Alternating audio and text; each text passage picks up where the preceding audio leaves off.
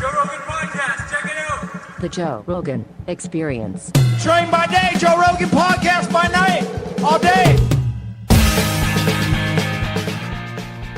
Hello, Mr. West. What's up? What's going on, man? Good to see you. Good seeing you too. We finally did it. We're here. We We're made here. it happen. We're in the building. Yes, sir. Yeah. So, what are you doing? You running for president? Yes.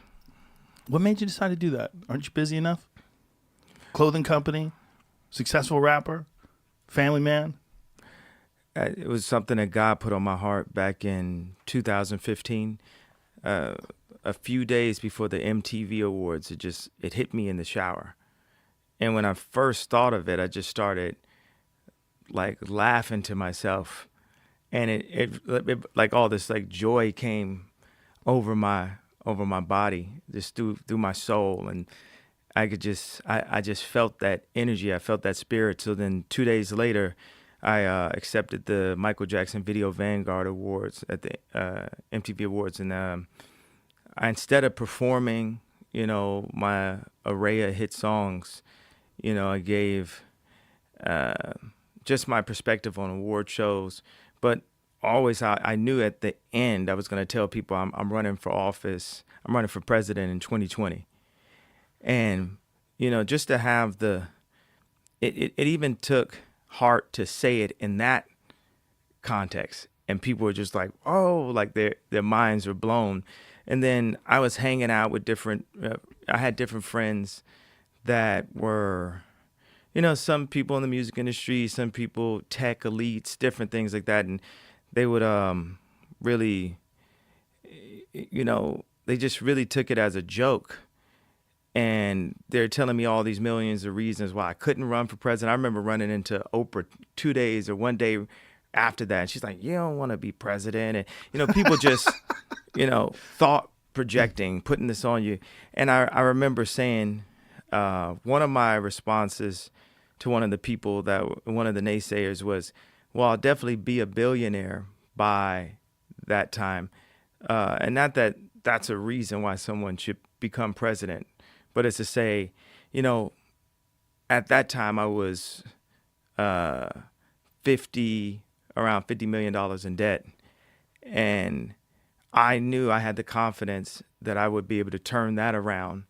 And now, just going into, I want to just give you that's a clear answer. Right. So I know what you're saying. I don't want to go off onto a No, much it's of a riff okay. right there. Yeah. What you're basically saying is you know how to set goals, you know how to achieve them. But what was Oprah's rationale when she said, you don't want to be the president? Like, what was she saying? Because remember when people were saying that's our next president? Remember when Trump got elected, they showed Oprah and they were saying, like, I believe it was like NBC tweeted it. This is our next president. Like, a lot of people wanted Oprah to run. And they felt like if Trump could win, Oprah could win. When I saw Trump win, I was like, see, you can win. You can win if you're coming from outside of politics. I was young when Ronald Reagan was president. I don't remember. But Ronald Reagan was the governor of California before he was the president. He had actually proven himself as a politician, at least somewhat. Which is an idea that people have thrown out at me to be governor of California? To be governor of California. So anyone's better than this guy. Just go ahead, start there. Give it a shot. Open things up again, man. But I think my calling is to be. I believe that my calling is to be the leader of the free world. Not. I mean, if it's in God's plan that part of my path is to be the governor, then that's fine. But my calling is to be the leader of the free world. So when you say this, like when you say your calling is to be the leader of the free world, what does that mean to you? Does it mean do you have a plan that's different than the plans that have been implemented before? Does it mean that you have ideas? What kind of plan? Like the plan to be the leader. Like what would you do if you were the leader of the free world? Like what would be different about the way you would handle things? Like if that's your plan, like what is it about that is your calling? Like, why would you want to do that? Like, what do you want to do differently if you were the leader of the free world? Well, there was a couple questions in there. You said, why is that your calling? There's people who will say to me, they'll say, well, music is bigger than politics or more influential than politics, or celebrities are more influential. And I thought of it like if I was a pastor of 100,000 person church, but then I was also a captain, a sailor, and then we went to war. And I said, I'm gonna man this ship that has 1,000 people, 1,000 soldiers on it, because God is calling me to take this position, even though I'm the pastor for, however big my audience is in hip hop, in music, or as just an influencer or celebrity, or just as a dad and a husband in my house. The world is like, there couldn't be a better time to put a visionary in the captain's chair. And that's not to say we haven't had visionaries before. I'm not coming here to down any of the other. I'm not here to down Trump, down Biden. I'm just here to express why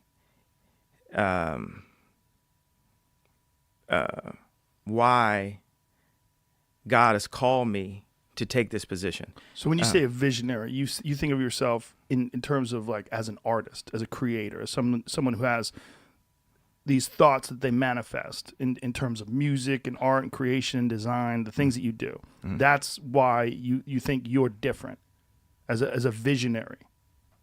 Yeah, I think I'm different from. I mean, we're all different. So I'm definitely different from everybody. We're all different from each other. I mean, I do bump into people that seem to be like the same character inside of. Yeah. It's like. I've seen one of those before. Yeah, that people play the same role. It's like, man, I just met you before. You're just like the head of this company over here. You're the same kind of person. Yeah, I mean, I manifest. I see things. I'm a great leader because I listen, and I'm empathetic, and I feel the entire earth, and I feel us as a species, as the human race. Like sometimes people think utopia as almost like a negative word. That's like, we couldn't have that, but I do believe in world peace. Like the people hit me with one of the things Oprah said is, she said, you got to bone up on your foreign affairs. I remember this, like, because it's Oprah talking, so I'm gonna remember a lot of what the conversation was. But that's the first thing she said was, foreign affairs and foreign policies. Like, just, I think the reason why I say leader and not politician, or not even specifically president, is this is the time. When the Constitution was written, that was an innovation. Now, the world is innovated all around our political system, but we haven't innovated and simplified our political system. So I met with this gentleman, Sam, one of the founders of Y Combinator. So Y Combinator is a contract that my friend, the head of Dropbox, use, and that a lot of tech guys use, and it's a standardized deal. So one of the ideas I had when I was, as I'm in this process of innovating, I'm not in war with the music industry. It's just, it's time for us to innovate. And we need to have contracts that make sense with exactly how we sell music. So, people, every vicinity, and that's like every 20 years, that's like decade is 10, vicinity is 20. And as you see now, it's like the world is just stopped for a second. And there's an opportunity to look and say, what are the things we need? What are the things we don't need? So I don't know if you saw when I posted my contract, I had 10 contracts that kept on putting me inside a labyrinth. And there's things that we don't need. Now, I believe that the distribution partner that the label is, like Prince would go and say, oh, we don't need the distribution partner, especially if Prince was, really alive and thriving in this internet era. I'm the kind of person where I'm not trying to go and eliminate anyone's job. So record labels are afraid of saying, okay, we're going to hand over the distribution completely to you guys, which is, that's a possibility. There's a way where both parties can be happy and that these infrastructural partners can be of service to the influencer, to the artist. Like these deals can be flipped in a way that they're just more fair. You know, a record, you know, let me just go into this specific place with the record labels for a second. Yeah, you know, please I do. know I'm talking about that Because for a it's while. a confusing thing for people on the outside. Yeah. So before, when I told my father I wanted to rap, he was very like leery of that idea. He said, this, I heard this business is terrible. And, you know, he's right.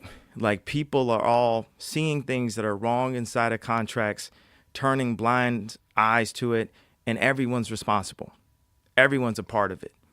You know, it's like when the Me Too movement happened, you know, it wasn't just the guys that were getting tagged, and, you know, some of the guys should have got hit with it, some guys shouldn't. You know, that's not what I'm here to talk about. I'm saying that in a way, everyone's responsible.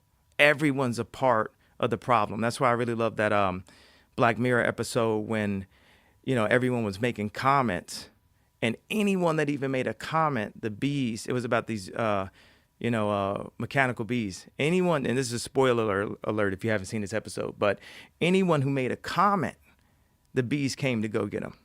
And that's the thing about what you put in the universe, even a thought, you know, you put that thought into the, it's another thing to say something negative and put that into the universe. It's another thing to see someone being raped. You know, that's the reason why I compare what's happening in the music industry to Me Too, because artists are raped. You've heard that term before. Mm-hmm. This is not like a new thing that I'm making up. The contracts are made to rape the artist. And, you know, I put I think about, you know, this is like a thought right now. It's like, is this a negative thought that I'm putting into the universe? But I have to say, like, when I was going on Twitter, I was thinking about Bruce and Brandon Lee. That crossed my mind to say, this is Sony. This is Universal. And I'm willing to put the blue paint on my face and go out and do this because it's the right thing to do. Like, music, like at this point, it loses me money. It doesn't make me money. It is my $5 billion net worth and $300 million of cash that I see a year. Music is like negative $4 million for me. So these contracts for me were kind of like Wangro and Heat, where this guy had everything, but he still said, Wangro messed up this heist that we were going to do. Like, I look at the music industry, not music and the love of music itself, but the music industry, I look at it like Wangro, like, I blame, you know, the loss of my mother partially on the entertainment industry. The always fighting to, you know, represent, you know, who you are against media, entertainment industry that's trying to tear down anybody that's not going with the flow. I see, you know, I've got those kind of reasons personally, but vengeance is mine, said the Lord. So it's not a matter of going in for revenge. That's just me as a human being where I fall short. Like, I'm not a monk. Can you explain Yeah. what you're talking about with Bruce Lee and Brandon Lee? Like, what? I lost you there. Okay, so Bruce Lee and Brandon Lee were both murdered. Well, Brandon Lee died in an accident on a movie set. Yeah. But you think it was a murder? I felt That's a conspiracy, right? The conspiracy was that the Chinese triad killed him the same way they killed Bruce. But the coroner's report was that Bruce died from a reaction to a medication, right? Yeah, I mean, but I think about that anytime I go to the hospital. I'm very, you know, I'm mindful of that stuff. You think about like Bob Marley, they didn't just JFK or MLK him. There's like reports that it was something in his toe or. He had cancer, right? I believe he had a skin cancer. Yeah. Like I went to go, I got a shot in my in my hand because just from texting and stuff, my thumb was like hurt. And then I Damn, you posted. text so much you hurt your thumb? Absolutely. Just texting way too much. So I post a picture of the screen at the hospital, and then I was asked to take it down. By who? People just called me. I'm forgetting exactly who asked me, but it was like they got to my management, they got to this, and they said, take that picture down. Like the hospital, it was in the weirdest place, so. What did they not like about the picture? I think it might have had some information on it that they didn't want to go out, like an address or something like that. And it's just like, but I don't want to go down these rabbit holes. I'm just saying, like, Michael Jackson not waking up one day, Prince not waking up one day, Bruce and Brandon Lee, Bob Marley, all of these things have crossed my mind, as I'm going and saying I need to innovate what these contracts are, not just for me, but for all artists. It's not about me getting my masters back. It's about freedom. And I say on a new song, I say, if I would put myself in harm's way to get my masters, they would put themselves in harm's way to stay the master. And there's a complete parallel to the way the music industry works and the way the world currently works and the influence that America has on other countries and the way governments work. The influence and the way government and the way people in power, in control, deal with, disaster relief, deal with Haiti, deal with the Bahamas. Like, where is the money going? Why aren't things being built? And this concept of money, right? I asked myself this. I asked someone a week ago, like, how much is America in debt? And they were like, this many trillion. And then I asked a rhetorical question, but the dumbest question I've ever asked myself. I said, well, how much does the earth cost? Think It's about not a bad question. But how much is the earth worth? Yeah, right what now? is the earth Everything. worth? All the things on earth. Yeah. And it's saying we can't buy it. We couldn't make enough money to buy the earth, right? So that means we made money. So if money is the key to all people's happiness and will solve everything and everyone's doing things for money, let's just make more money. But it's not about making more money. It's about keeping poor people poor and rich people rich and keeping people in their place. And right now, we're experiencing the fall of Rome, or the Titanic has now hit a glacier. And there's people who would prefer to go down with the Titanic than to get on a lifeboat because they don't want to get seawater on their dress or on their nice outfit. People are so programmed and brainwashed into classism and protectionism that it's difficult for people to embrace innovation unless it has a tag on it.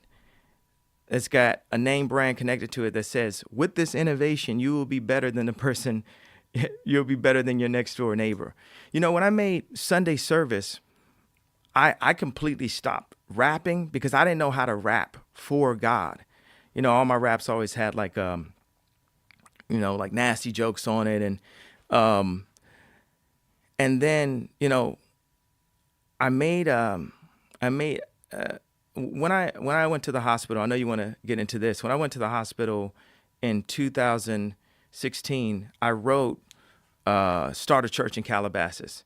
And as we left from 2018, going into 2019, I said, I'm not going to let one Sunday go by without starting this church. And there's people who said it wasn't a church and different things, but to start a ministry, I'm like the little drummer boy where I'm saying, this is all I got to bring, my drum. I might not be well versed in the word, but I know how to make music, and I know how to put this choir together, and all things can be made good for God. So it quickly became the best choir of all time because all the best singers moved to California. And now, but a lot of them grew up in the church. So it's like the opportunity for them to actually get paid singing for God because I would be funding it. And that for me was like a tithe for me to fund Sunday service. And I was 4 months in before I gave my life to God. Like I wasn't saved. It's just I had a calling saying, just go make this church. And the whole thing, the comparison to this church to me going and saying, okay, why am I running for president, is to be in service. And that service to my own ego. You know, I feel like God says to me, like, haven't I given you enough? And I gave you an ego that helped you overcome all these, you know, roadblocks and smoke screens and people telling you what you can't do. Now you need to realize when you're doing things for your ego and when you're doing things for me. This is like God, what I feel God is saying to me. Because it really irritates me when people say, God told me to tell you. So I'm very like mindful with this kind of wording. I'm saying I have a feeling that that's what God is saying for me to be in service. So the ultimate service position is leader of the free world, to be the president of the United States. It's sometimes you see me on Twitter, I'll say, I want all the smoke. I want all the problems, because the problems are the opportunities. There's an opportunity to solve things. And Kurzweil, he created the keyboard Kurzweil. He has this video that Mark Romanek, this director that shot 99 Problems for Jay-Z, which is like my favorite, maybe like top 5 or top 2 favorite videos of all time. He also did Closer for Trent Reznor, and I just grew up on MTV in the 90s, and I love Mark Romanek videos. But he would share, he'd share little bits and pieces. And I remember Ray Kurzweil talking about the ability for us to have a utopia, but us being led by the least noble and the most greedy. But if someone, or when someone gets in a position of leadership that is in service to God and in service to people, period, but immediately the American people, I had this joke. I was saying, like, man, no one outside of our country should be able to see these debates. This is family business right here. This is only for America to see. We can't let anyone outside the country see it. But to be in service. So I stepped away already from my rap career for a year and served God every week, sometimes twice a week, 3 times a week, never missed a Sunday until COVID. And this is the thing, there were people inside of the church stealing, doing different things, trying to just take them, and God still provided a way for us to keep that boat afloat. We never missed a service. And then one of my pastors, Pastor Adam, who is the way he preaches is called expository. It's like 1-to-1 by the word. I like all different kind of preachers, but there's some type of preachers, they get up, they have the Bible in their hand, then they close the Bible, and then they just talk for 2 hours. And some do have anointing, but the expository preachers go line for line. And for me, it's like I come from entertainment. I got so much sauce. I don't need no sauce on the word. I need the word to be solid food that I can understand exactly what God was saying to me through the King James Version, through this, through this translation or the English Standard Version. So Pastor Adams was coming by my spot. I got this 300-acre spot in Calabasas that we had a little house in that I was recording. And I would play this music, these chords that I love. They're almost like monk-like. And that's going to go into something we'll talk about later, because I'm building a monastery that will then be the future of monasteries. It's like full sustainable energy. Now, he says to me, Pastor Adam says to me, when I was thinking about should I rap or not, he said, my son just said, I want to hear Ye rap, do an album about Jesus, a rap album about Jesus. And it was through the mouth of babes. Like, this person, I'm going to listen to the kids, bro. I'm going to listen to my daughter. I'm going to listen to kids before I listen to, super programmed out adults. And especially if that adult hasn't done something that I am looking to do. Right. So it's so funny how people are so like free and almost arrogant with their advice. And I'm just like, why would I listen to you? You don't even ask me for any advice. I'm the most successful person I know. So so he said my son wants to hear a rap album from Ye. And that was the paradigm shift for me. I use that word a lot. I like that. I like paradigm shift. It's one of my favorite words. And I made this rap album, and for a lot of people, it was the first album that they could play with a certain production level in the house with their family. Now, you could argue if the Watch the Throne production was stronger or better than Jesus is King production, but when I go and I've been working with Dr. Dre, and some of the beats would just be like, the hardest beats possible. And it's something that was very spiritual and meditative about the mix on Jesus is King, that it wasn't hitting as hard as Jesus or hitting as hard as Watch the Throne. It was like, this is how God wanted me to make this sonic painting and the way he wanted me to communicate. Then so we did that album, and then we did the Jesus is Born album, which also I got that idea from Pastor Adams.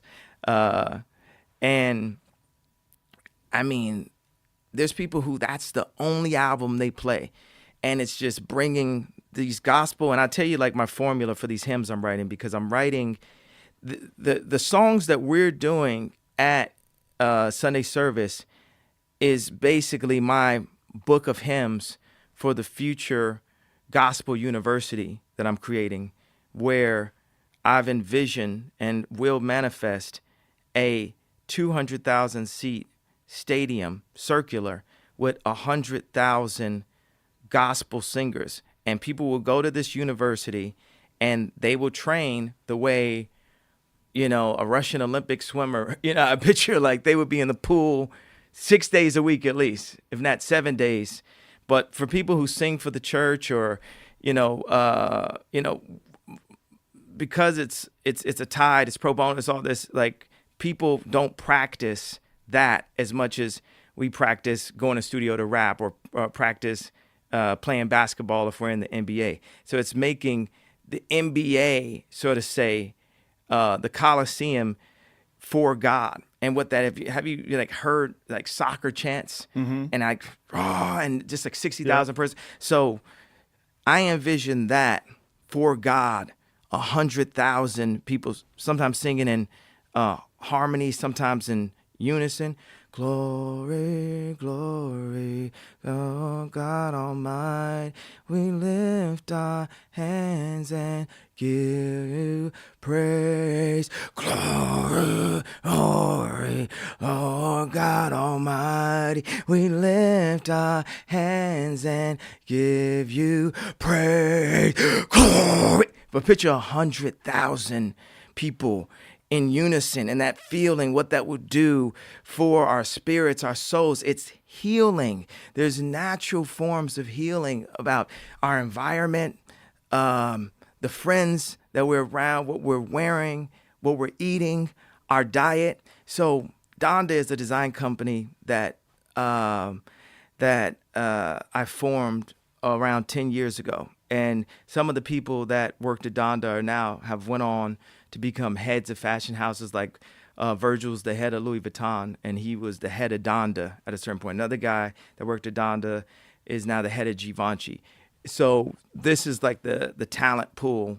And this Donda is basically my version of like a cyber, extension of my brain. Like, here's something that I'm thinking of that you can't touch, but we need to bring it into fruition. We need to manifest it. And we have to see how to use things of our past and things of our now to create our future. So it's a organization created to guarantee the future of the human race, really. And I thought about even calling it Edna, because I see us all as superheroes, and Edna was the designer in The Incredibles, which is kind of almost really similar to Donda. I'm just seeing these lineups and stuff. So So now our focus is food, clothing, shelter, communication, education, and transportation. So at the school that I just created, Yeezy Christian Academy, we call NASA, we call different places about this hydroponic, vertical growing garden. And I remember sitting, the idea of the garden is from A to Z, you have to be able to make your food right there, fully sustainable, right there on your land. And, it's a bunch of people like, oh, I made this salad right here. It's like, I'm not, that's not good enough. You still got to go to the grocery store for 80%, 60% of your stuff. And I remember this one, this one farmer we had, he wanted to build this class for the kids and all this. We're going to show the kids this. Like, people always make the kids version. I don't like the kids version thing. Like, kids need to understand what if the pandemic was, they lost all their parents and it was lost. The kids need to understand early how real life works. So physics is one of the anchors of the school that I'm creating. I remember, the city is all self-sustaining, so it works off of our 4 main resources: earth, wind, water, and fire. And 90% of it is running off of water with like aqueducts, like the city of Masada. And I was talking to this engineer and saying, I need the whole thing to run off of water. And he said, well, we're going to have to use solar power. And I said, I don't, and please, don't take this as any offense. I don't like solar panels. I feel that they're part of still of what Edison's idea was. I don't feel like they're really in line with what Nikola Tesla really wanted to do with alternative current. We can get into the whole Tesla and what Edison did to take Tesla down, and the fact the world would probably be free by now if Tesla wasn't basically destroyed by the media that Edison controlled and the propaganda that Edison controlled. So I'm talking to my engineer and saying, this needs to run completely with water, and I don't want to use a solar anyway. And he says, no, I'm saying we're going to use a mirror, and it's going to connect to a steam engine, and that's going to push the water back up. And I was like, after like screaming at the guy, I was like, look, if I had known physics, I wouldn't have been screaming at my engineer. So if we think about what we're learning in school to learn physics, to learn farming, I was talking to a friend of mine that's a rapper and super God following, spiritual, super smart, and I was showing her the some of the designs for the monasteries and some of the designs for the fully sustainable communities, all the same thing. And then it said bioengineering on it. And she said, well, it's like, for her, bioengineering has a negative connotation. And my response was, isn't like farming and cooking like bioengineering at the simplest form? Like, we're going from like grabbing apples off of a tree to, oh, we put this, boom, in the ground. Oh, and we can grow this, and we could grow this, we could grow this harvest right here. So it's, I want to just simplify and round up the principle behind the Donda way of thinking is, we've got all this information and all this, these scientific exploration, these things that Tesla never completed, these things that Da Vinci never completed. And we can look at all of these things and see, how do we create the most primitive versions of this to create a fully sustainable ecosystem, which is, what COVID actually helped us to, get closer to our families, get closer to our children, understand like, oh, wow, that, that was mapped out for us to be 50 minutes away from our home, and our kids' school to be 30 minutes away, and to put us in traffic for that amount of time. And these cities have been designed to promote industry and just to make more money. They haven't been designed to promote happiness. So we're at this paradigm shift in our existence. It was when Muhammad hit the market, I think that's who it was, and brought money, because before it was slave and trade. And this is something, dishonorable men honor money. I got this bar from Dave Chappelle. I'm not trying to steal his bar. And we as human beings, this race on earth, have been honoring money. And money isn't it's not even real. You know, it's not even backed by anything. I don't want to like go too far into that. But when you unprogram yourself, you see that there's other forms of currency now. Like relationships are a more important currency than money itself. And that's what we really saw. It's like the end of the movie. Our existence would be pre-COVID, post-COVID. And so as the Titanic is crashing and sinking and Rome is falling, there's got to be this new civilization like the end of Tron where everything starts to light up and it's been under this like dark cloud. So, you know, God is using me and he has a calling, you know, in my life to make the world better for all people. Like people say there's bad people, there's good people. No, there's people that are possessed that have demonic ways. But we were all children at one time. They say some people, no, they were born bad. You got to remember, like, say, oh, there's bad people. Even the devil's an angel, a fallen angel, right. A lost angel, like Los Angeles, if you think. But that's a city of angels. Let me start from the beginning. So you essentially deconstruct things. Mm-hmm. So when you say in many ways when you're describing yourself as a visionary, this is what I'm saying is that you're looking at all the systems that are in place, whether it's the record industry, the contracts that are wrong with artists, the way civilization is set up. I think visionary is too glossy and too saucy of a title. Okay, well, whatever. More it of is. An engineer. You're deconstructing all of these things, and you find flaws in the systems. So all these systems, whether it's the music industry system, whether it's the political system, whether it's the system of gathering food, whether even a religious system. Like I remember when you started doing your Sunday service, and my friend was like, "What is he doing?" I go, "He's making going to church cool again." Like, you don't think that's... Look at all these people having a great time. You have thousands of people that are chanting and singing along. Like, he's not asking for anything. I go, look, if anybody should be doing something like that, it's him. I go, because he's making great music. Everybody's having a good time.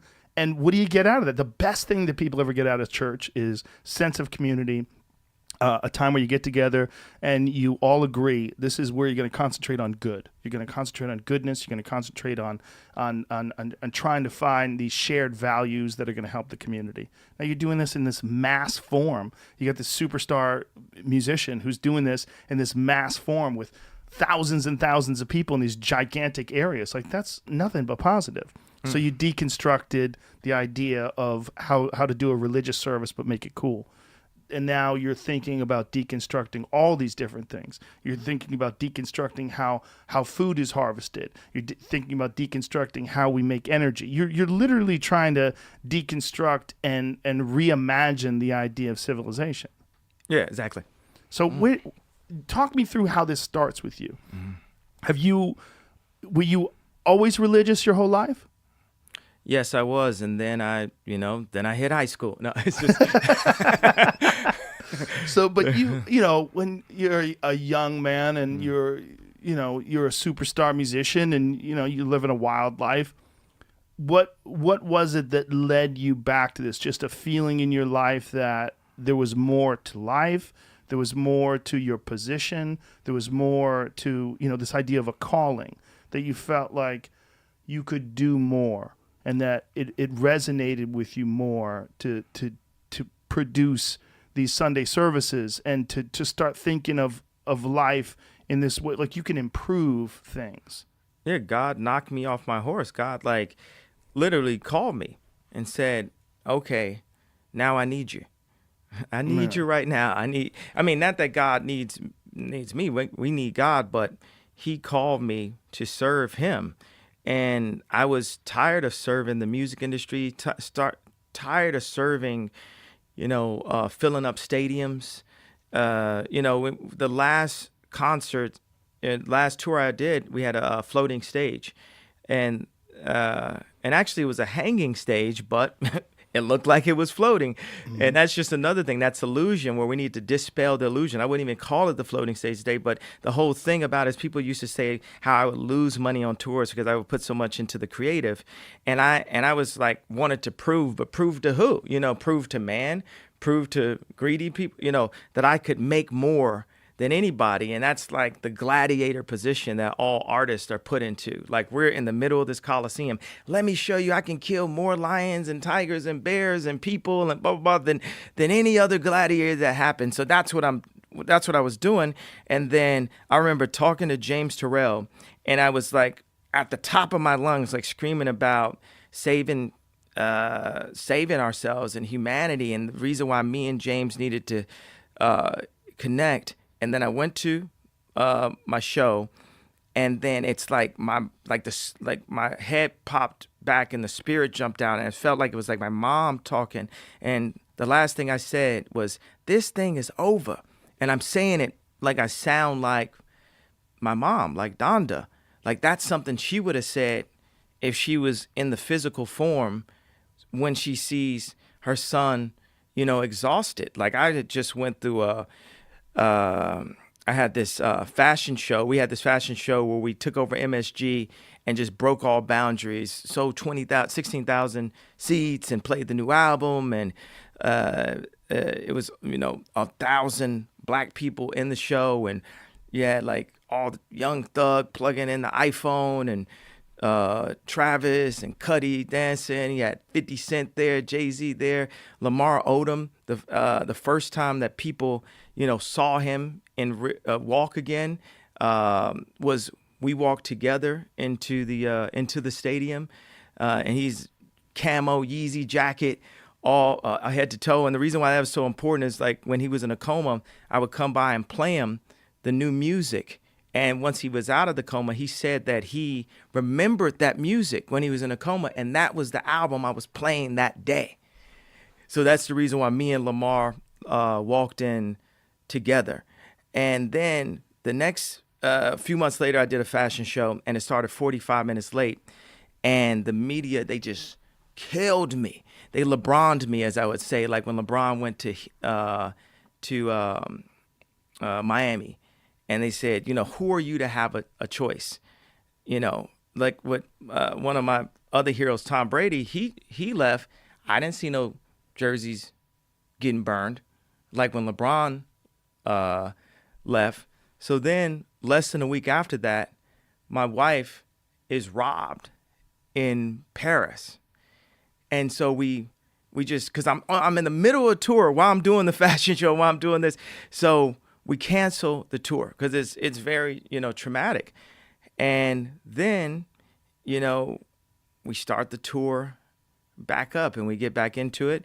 And then I just keep on saying, I want to go to Japan. I just want to go to Japan because Japan is like a way that people treat. There isn't like this systemic racism embedded in every single individual that's inside of the place, like in America, black, white, anything. There's a systemic white supremacy. Like when I tag, white supremacy, or we say this, it's like yes, that is America. That is the world. Currently, we've been taught that. My first superhero was Superman, and my dad was a Black Panther. But, when Disney makes Black Panther, now when you look it up, you don't see my dad protecting his neighborhood or snatching a mic out of somebody's hand while they're lying. I don't know, like father, like son right there. But you see this character that's made for Black people to idolize, that was designed by a white person and put out by a white company. So it's controlling the narrative to say, we're going to show you Harriet Tubman. We're not going to show you Nat Turner. And they do it every chance they get. Maleficent, they called her race of people the Moors.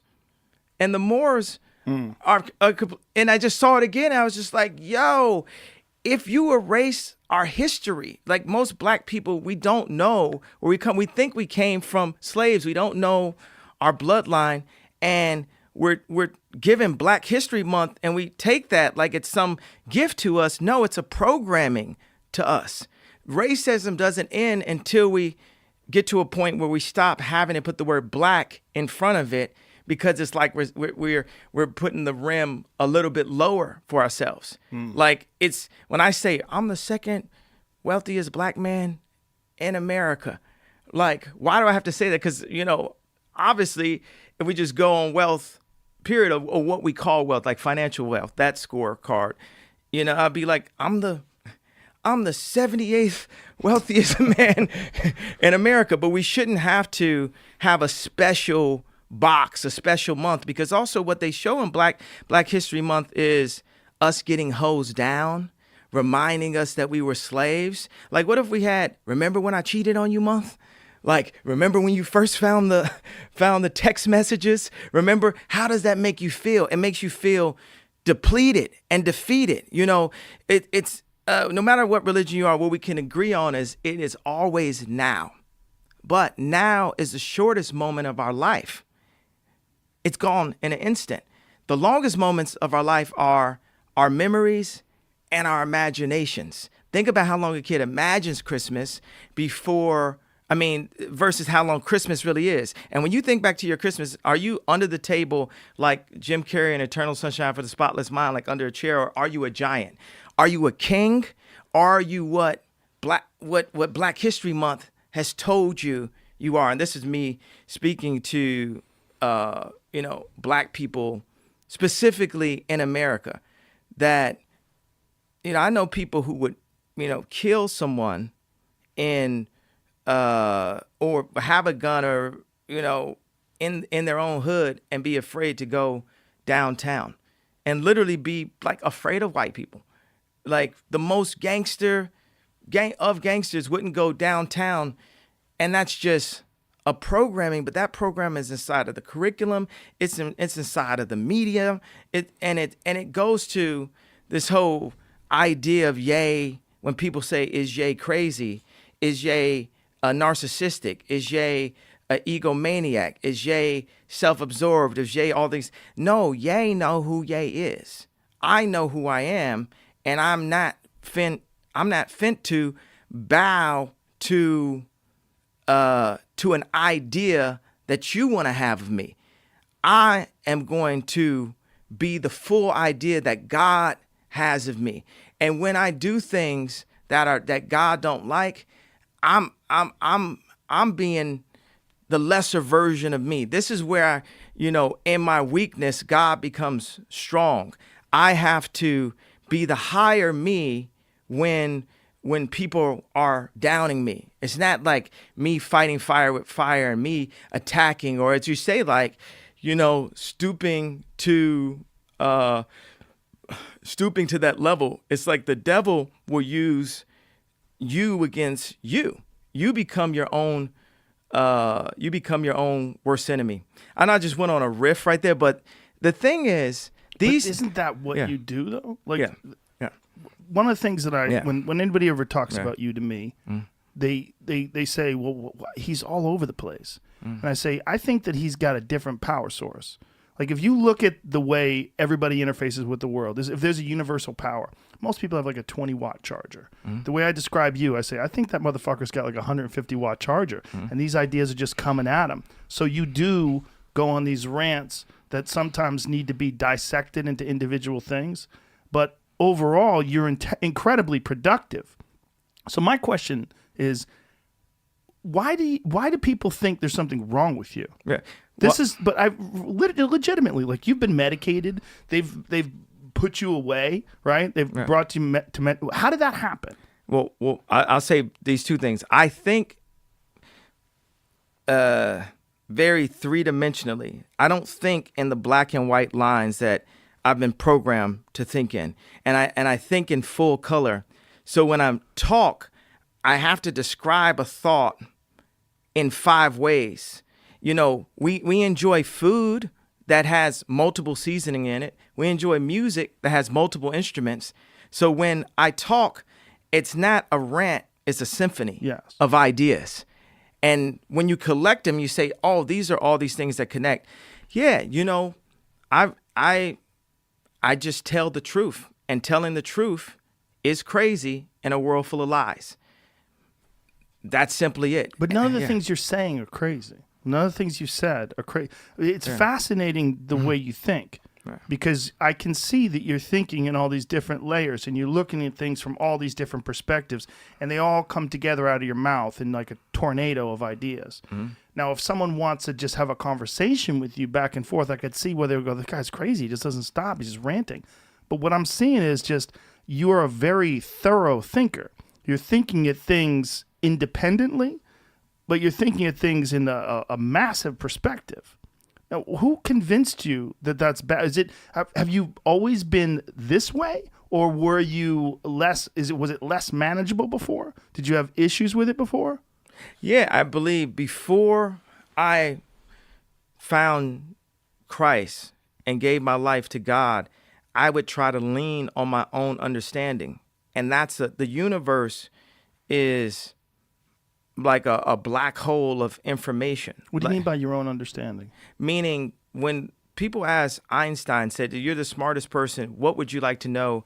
Einstein's response was, "I'd like to understand the mind of God."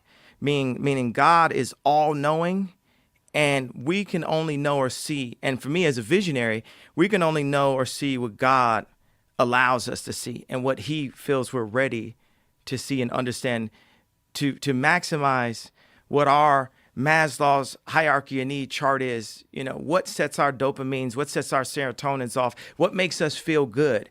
Basically, like, we did a good deed, and it's like it was somehow where, just doing a beat for a famous person, or just doing a beat for a local dope rapper really meant a lot to me when I was 14 years old. Doing a beat for just anyone famous that had a major record deal was a lot to me at age 19. Me being able to, put out my own music and put my own out was a lot to me at age 24. Meaning, as I grow, God sets new stages in the game of life for me that you get your satisfaction. Like Maslow's hierarchy of need is like our satisfaction chart. What makes us feel whole and accomplished as a human being. So as I go through these different levels, there's times where I would use confidence when I knew what I was doing, and I would use arrogance when I didn't know what I was doing. But I'd rather use arrogance than to let someone diminish my idea of myself, because that is what keeps us going. Hope actually keeps us alive. Anybody you ask, most people, it's like, "Do you want tomorrow to come?" And they say yes. They have hope for it. But I went from having confidence and arrogance to having faith. And faith is the opposite of fear. And that created this fearless approach that I have. And that's what has made me the fearless leader that I am, that I've like crystallized into the leader that my mom always knew I would be when kids followed me in preschool. The leader that people saw when we changed the sound of music, the leader when we changed the sneaker industry, the leader in what we're doing with farming and with shelters. When I was building, the homeless shelters a couple years ago, and visiting parks and then going to Skid Row and understanding the dynamics and empathizing with what actual mental health issues are. Not someone, telling their truth or being exhausted and then being labeled as such. Like I am. So that's what you felt happened to you. Like you were telling the truth and you were exhausted, and they labeled you as mentally unhealthy. Yes, absolutely. Am I saying this right? That what happened with you is you feel like maybe, or you probably feel like that having this higher calling and recognizing this higher power was the glue that kept your thoughts together. It kept your mind straight, and it kept you on a righteous path. So instead of being scattered with all these crazy thoughts and being exhausted and being labeled manic, right? Like we talked before, and you were saying that they had you on medication, but the medication fucked with your creativity. It fucked with all kinds of things. Or it blocked my ability to channel what God wanted me to do. But we're all on medication right now. Did you use toothpaste with fluoride today? It blocks your pineal gland. And they put children on it, and we put our kids on it. It's inside the deodorants that we use. It's all these things to create like a disconnect to God to serve that. It's like, are you serving man? Or are you serving the one and only master? But what did they tell you when they said that they were going to put you on medication? What did they put you on, and what did they tell you? One of my favorite things that they did is they put me on this medication that made me gain a lot of weight. And I said, I'm not going to take this. And they said, okay, we got a medication you could take where you won't gain weight. And this shows you they were trying to kill a superhero, slowly trying to kill genius, trying to make me not feel like I could run for president, make me not feel like I can go be born in Atlanta, grow up on the south side of Chicago, go into music, go and win all these Grammys, change the sound of music and the look of stage performances, all that, and then still end up in $53 million of debt. What music industry has people going to the exact debt of the house that they think they're going to buy after the tour is over. And it's strategized. There's criminals all over everyone's almost accounts in the music industry. It's not a safe place. It's a treacherous place. So It's filled with money. As soon as things are filled with money, they're filled with people that are trying to take advantage of other people. It's filled with money. Bees come to honey. Exactly. Yeah. So they put you on this shit because you were exhausted. What did they put you on? I can research. I'm actually forgetting the exact medication that they had. But what did it do to you? The main thing that it did is it destroyed my confidence. It made me this shell of who I really am. It like grayed over my eyes. It made the Mustang not buck anymore. They sedated you. Yes. Yeah. And what was the thought process behind it? When you talked to a doctor about this, what did they tell you was wrong with you? They told me I was bipolar. And I remember going on TMZ and saying, slavery is a choice.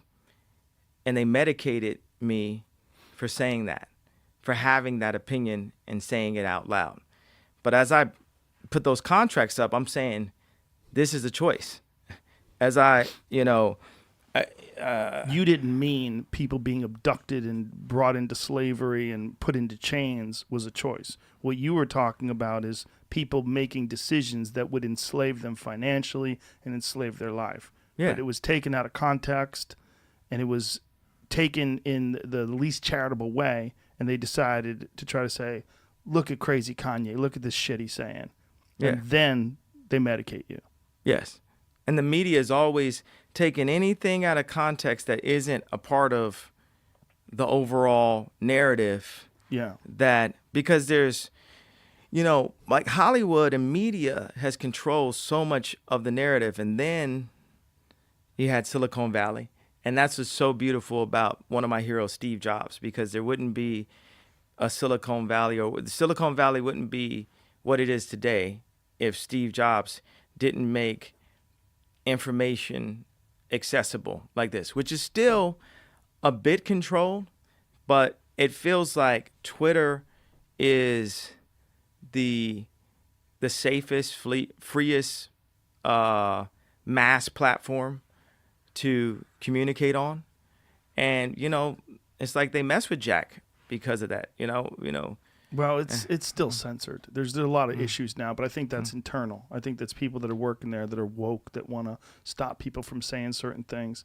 And there's a lot of struggles with that today. And it's unfortunate because I do agree that it's an unbelievable way to get ideas out there. Yeah. But it's also, it's a new thing, and it's mismanaged by the people that use it often. They don't know what they're doing or why they're doing it. Yeah. Every version of anything that man has made will be flawed. Sure, and it has to go through a bunch of different steps of evolution. It has to evolve and change. Mm-hmm. So why did you agree to let them do this to you? Why did you agree to let them medicate you? Because if that look, I'm crazy, for sure. But if someone came to me and go, hey, we're going to put you on some medication, that medication is going to calm you down, I'd be like, everything I do is because I'm not calm. Everything that I've ever done that's made me successful is because I have more energy. Is because I have a wildness. Like, I'm not calming that down. Like, I know how to calm myself down. I can self-medicate with exercise and meditation and marijuana and a bunch of different things. But I'm not gonna take some medication that removes anything that's unique. With you and all these wild ideas that come to your head, like, very few people could string together these thoughts the way you're describing them today.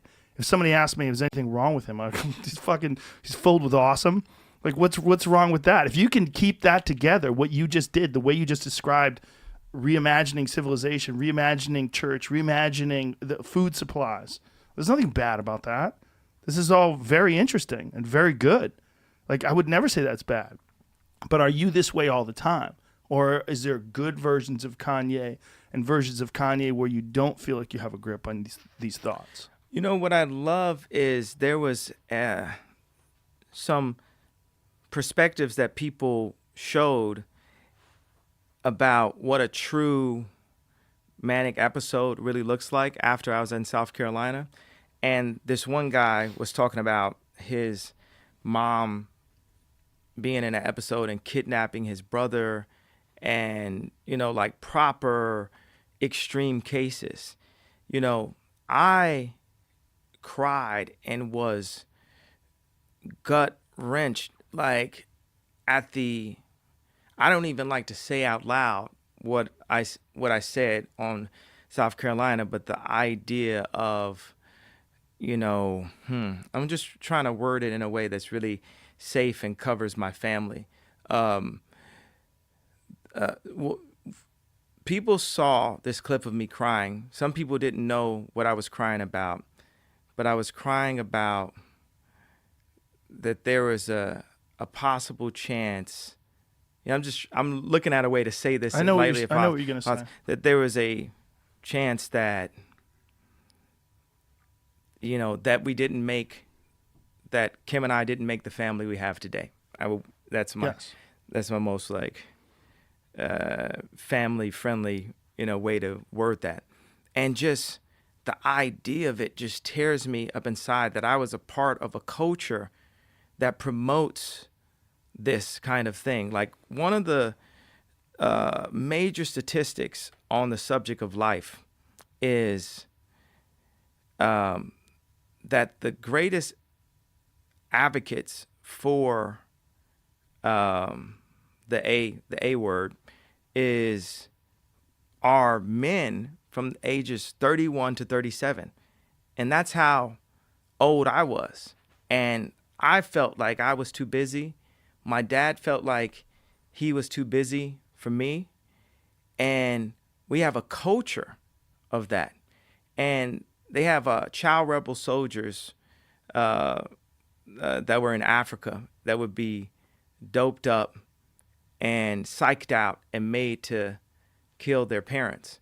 Well, in our culture, we're doped up and psyched out and made to kill our children.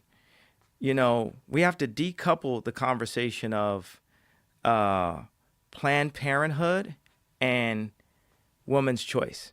Now, so of course, I'm Christian, so I'm pro-life.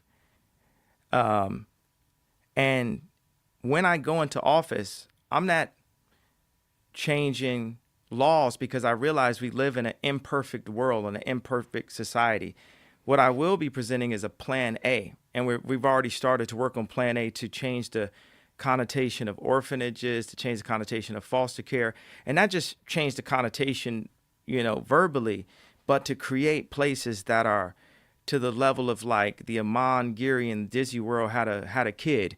You know, what is this like? And we have so much land that this can be created and then spread across the world to orphanages in Africa and in China and just across the globe to create these environments that when there's expecting families, moms and fathers, that they feel like there's a place, even if they don't feel well off enough to bring another life into this world, that there's a place to go. There's a plan A. Because Plan B and Planned Parenthood were planned by a eugenics that set out and said out loud, I'm doing this to kill the black race and to create population control. You know, if we Wait a minute. What are you saying? Plan B, meaning the pill, meaning the morning after pill. you know what? And Planned Parenthood. Let me decouple those things. Let me talk about Planned Parenthood. Okay. There's the last figure I saw is there were 210,000 deaths due to COVID in America. And everywhere you go, you see someone with a mask on. With the A word, a culture, I'll say it one time, with abortion culture, there are 1,000 black children aborted a day, daily. We are in genocide. So more black children have died in the past since February than people have died of COVID. And everyone wears a mask. So it's a matter of where are we turning a blind eye to? Like the media can control, a lot of times it has control what we care about. I even heard somebody say at one point, this is the actual sentence I heard someone say, Puerto Rico's so played out. Meaning there was a time where people were caring about it, and now the media says don't care about it, but these people, it still hasn't been solved. The hurricanes still have hit, the earthquakes still hit, and people are still suffering from that, and no one has really gone to fix it. And when that 11 billion goes to Haiti and it doesn't get to the people, you know, the Daily Mail posts a swimsuit pic or something and deters our energy to what we have to do collectively to help our brothers and sisters. You know, I look at society as one body. I want to just go into this riff because my thoughts are like these clouds and Mario Brothers, and I'll jump to this and I'll see another one. I'll jump to another one. It's like, oh yes, I'll jump to another. I need to express this story. I believe that, you know, love will heal all. And we have to look at, I believe that world peace is possible. And I believe it's us looking at each other as a moment in time. Time is love. You love the things you put time into. That's what I meant. Time is love. Like, because this is like this intangible thing, this thing you can't grab. You can't just grab time in your hand. You can't grab love in your hand. But we feel both of these things are real. For us to love one another, just as simple as that, like love will heal the world. This is what it's going to take to heal the world. But we have a competitive spirit. We like having a bad guy. We like having a competitor. So what we need to do is change the bad guy, change the competitor, make the competitor be the Roman era, the Roman civilization. Make the competitor be the Egyptian kingdom and say we're the first society, we're the first civilization that ever became civil, because we are still just as much in the dark ages as medieval times or as Game of Thrones, you know, level, Black Mirror level. I know I went past future, other dimension for a second, but we kill each other. We kill each other on social media. We kill each other in high schools, like in the way that we talk to each other. We physically kill each other in our own neighborhoods and outside of neighborhoods. You know, this planet, when we keep turning a blind eye to our brothers and our sisters and our family, which is us as a whole, as all of humanity, then of course it's going to get to the point where there's, you know, homeless sleeping under, you know, a bridge in Calabasas, because we ignored the homeless person sleeping in front of the Gucci store. How is this? Just look at that visual. It's a homeless person sleeping in front of the Gucci store. We have builders. We have people who know how to make communities. We have people who know how to cook and how to make food and how to bring this food. People are fighting over land and not really realizing that we're not maximizing our resources and our existence. We've got genius level scientists. We've got people who people who have broken out of the chains, like Elon. Like, imagine if Elon was working at GM on the third floor somewhere. We wouldn't have electric cars. We wouldn't have that new Porsche hybrid. We wouldn't have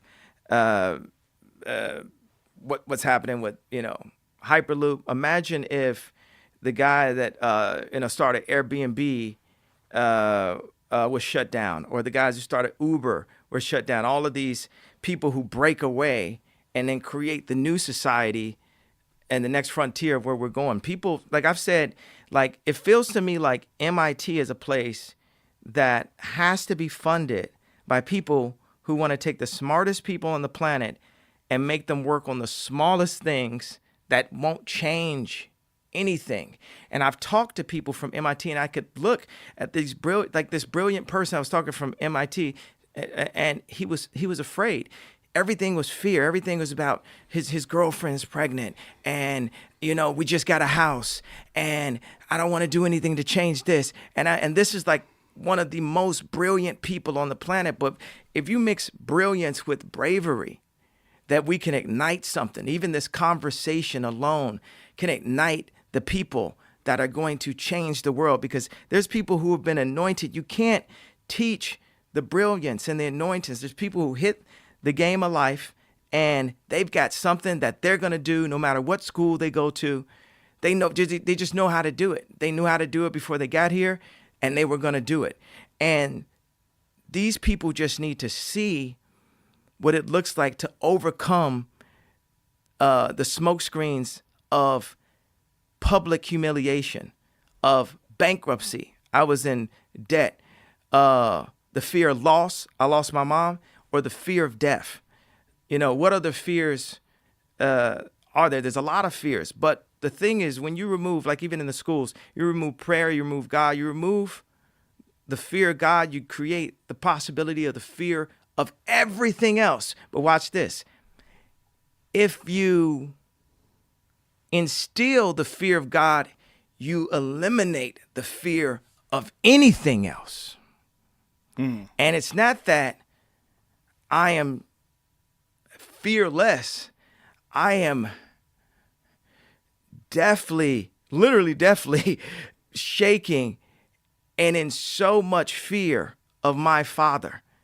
I fear God, and I don't fear nothing else. There's some power to that, right? Like, it just as a mental management tool, there's some real power to that, because so many people are afraid of every single little aspect of life, bills and debt and love and relationships. And if you have a higher power, and this is one of the things that I've always said about it. What's the main word that you use even for fear? This is the main disease that people use in politics. It's the main fear, is it? But it's the main word. It's the disease attacking the world. Because it destroys it changes your posture. Yes. It changes your idea. Yeah. It's worry. Yeah. Worry. Anxiety. Yeah, Yes. anxiety. That's Stress. what it is. Stress. Like, it can kill you. You can't be free. You can't be free to take chances. To be worried about Yeah. stuff. Like, and Yes. So to be able to anchor and eliminate worry and say, this, I am walking in a righteous path, and I don't have to worry about anything. I don't have to worry about going to jail. I don't have to worry about being killed. I don't have to worry about bankruptcy. I don't have to worry about, humiliation. Because this is where smart aleck prayers can get you. I used to have this really smart aleck prayer. I said, God, deliver me from pain. And then he took my mom. So it's hard to hurt that much ever again.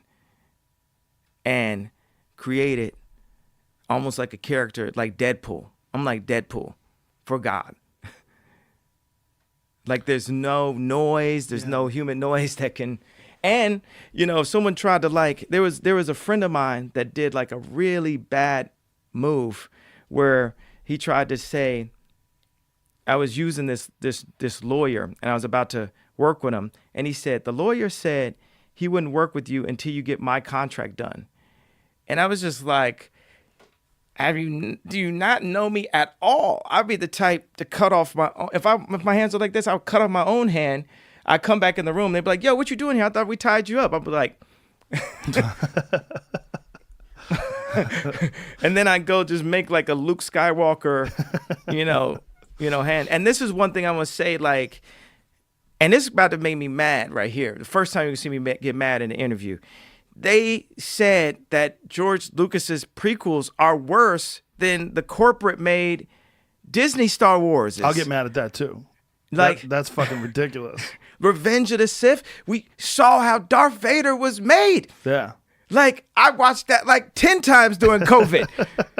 Like, don't jump, Anakin. No. I got the high ground. Those early movies were pure. Yeah. They were pure. I'm saying even the prequels are better than anything that, and I'm sorry, Disney Star Wars design team. I know you're gonna like put my face up in the, office and be like, forget. No, man, this is George. This is his baby. That thing was set in his heart to show us as children the hero's journey. Mm-hmm.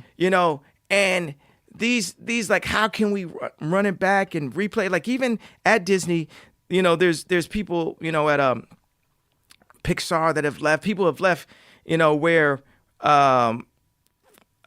they call, I forgot the exact title, but saying like every time there's a new idea, they call it like an unproven idea. So they'll get to Toy Story 800,000 and Frozen trillion before there's a new concept. Right. Take a chance on. Yeah, to take a chance. Yeah. And we've been programmed, like when you see the homes, the style of homes that I've been developing, they're far closer to the way the galaxy looks, the way water looks, the way our makeup in our body feels. We've been put into these boxes, and that was due to money, due to construction, that we have to be in these boxes, and we've been stuck in a loop, like on Westworld. And so now I feel like Tandy Newton on Westworld, where she had to use the people that enslaved her, that trapped her, to make it out.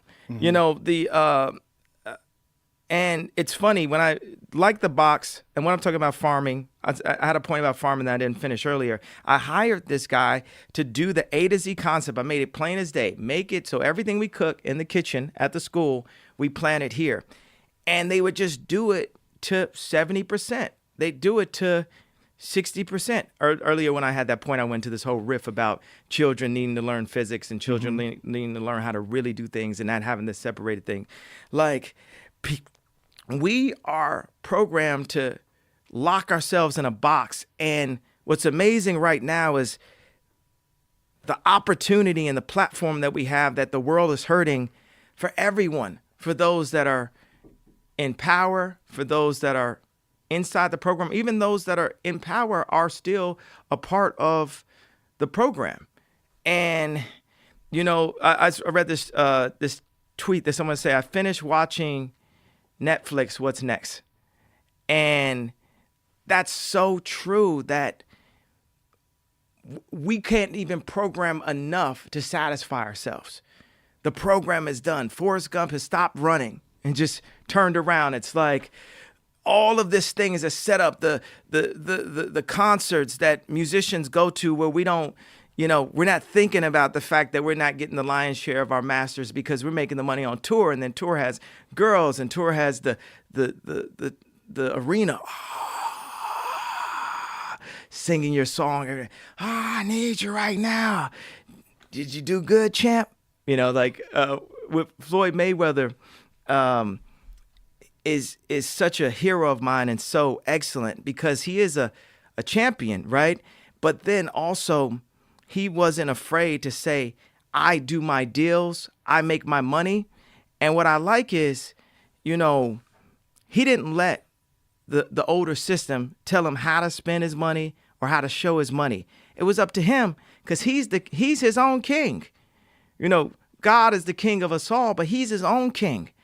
And a lot of times in America, we haven't seen kings. We haven't seen the royal blood in our bone marrow and the way it comes through. Now we could show it in in rap and the way we put our chains on, the way we dress. We could show in the way we play ball and things like that. But it's another frontier to being a king. Well, there's also something where you feel diminished in the fact that you know that your money is being stolen by people that don't deserve it. So if you have some record executives, if you have some people that you know have looped you into a fucked up deal and they're making millions while you're making thousands, that fucks with your head. Yeah, it just does. Makes you worry, makes you eats stress, at gives you you. Yes. anxiety. It eats at you. It could drive you crazy. Yeah, it could drive you crazy. Yeah. So I still don't understand how they talked you into medication, man. I wish I knew you better back then, because I would have just had you exercise. I would say, so whatever he's doing, you can't do. Like you have to understand that different people have different amounts of energy.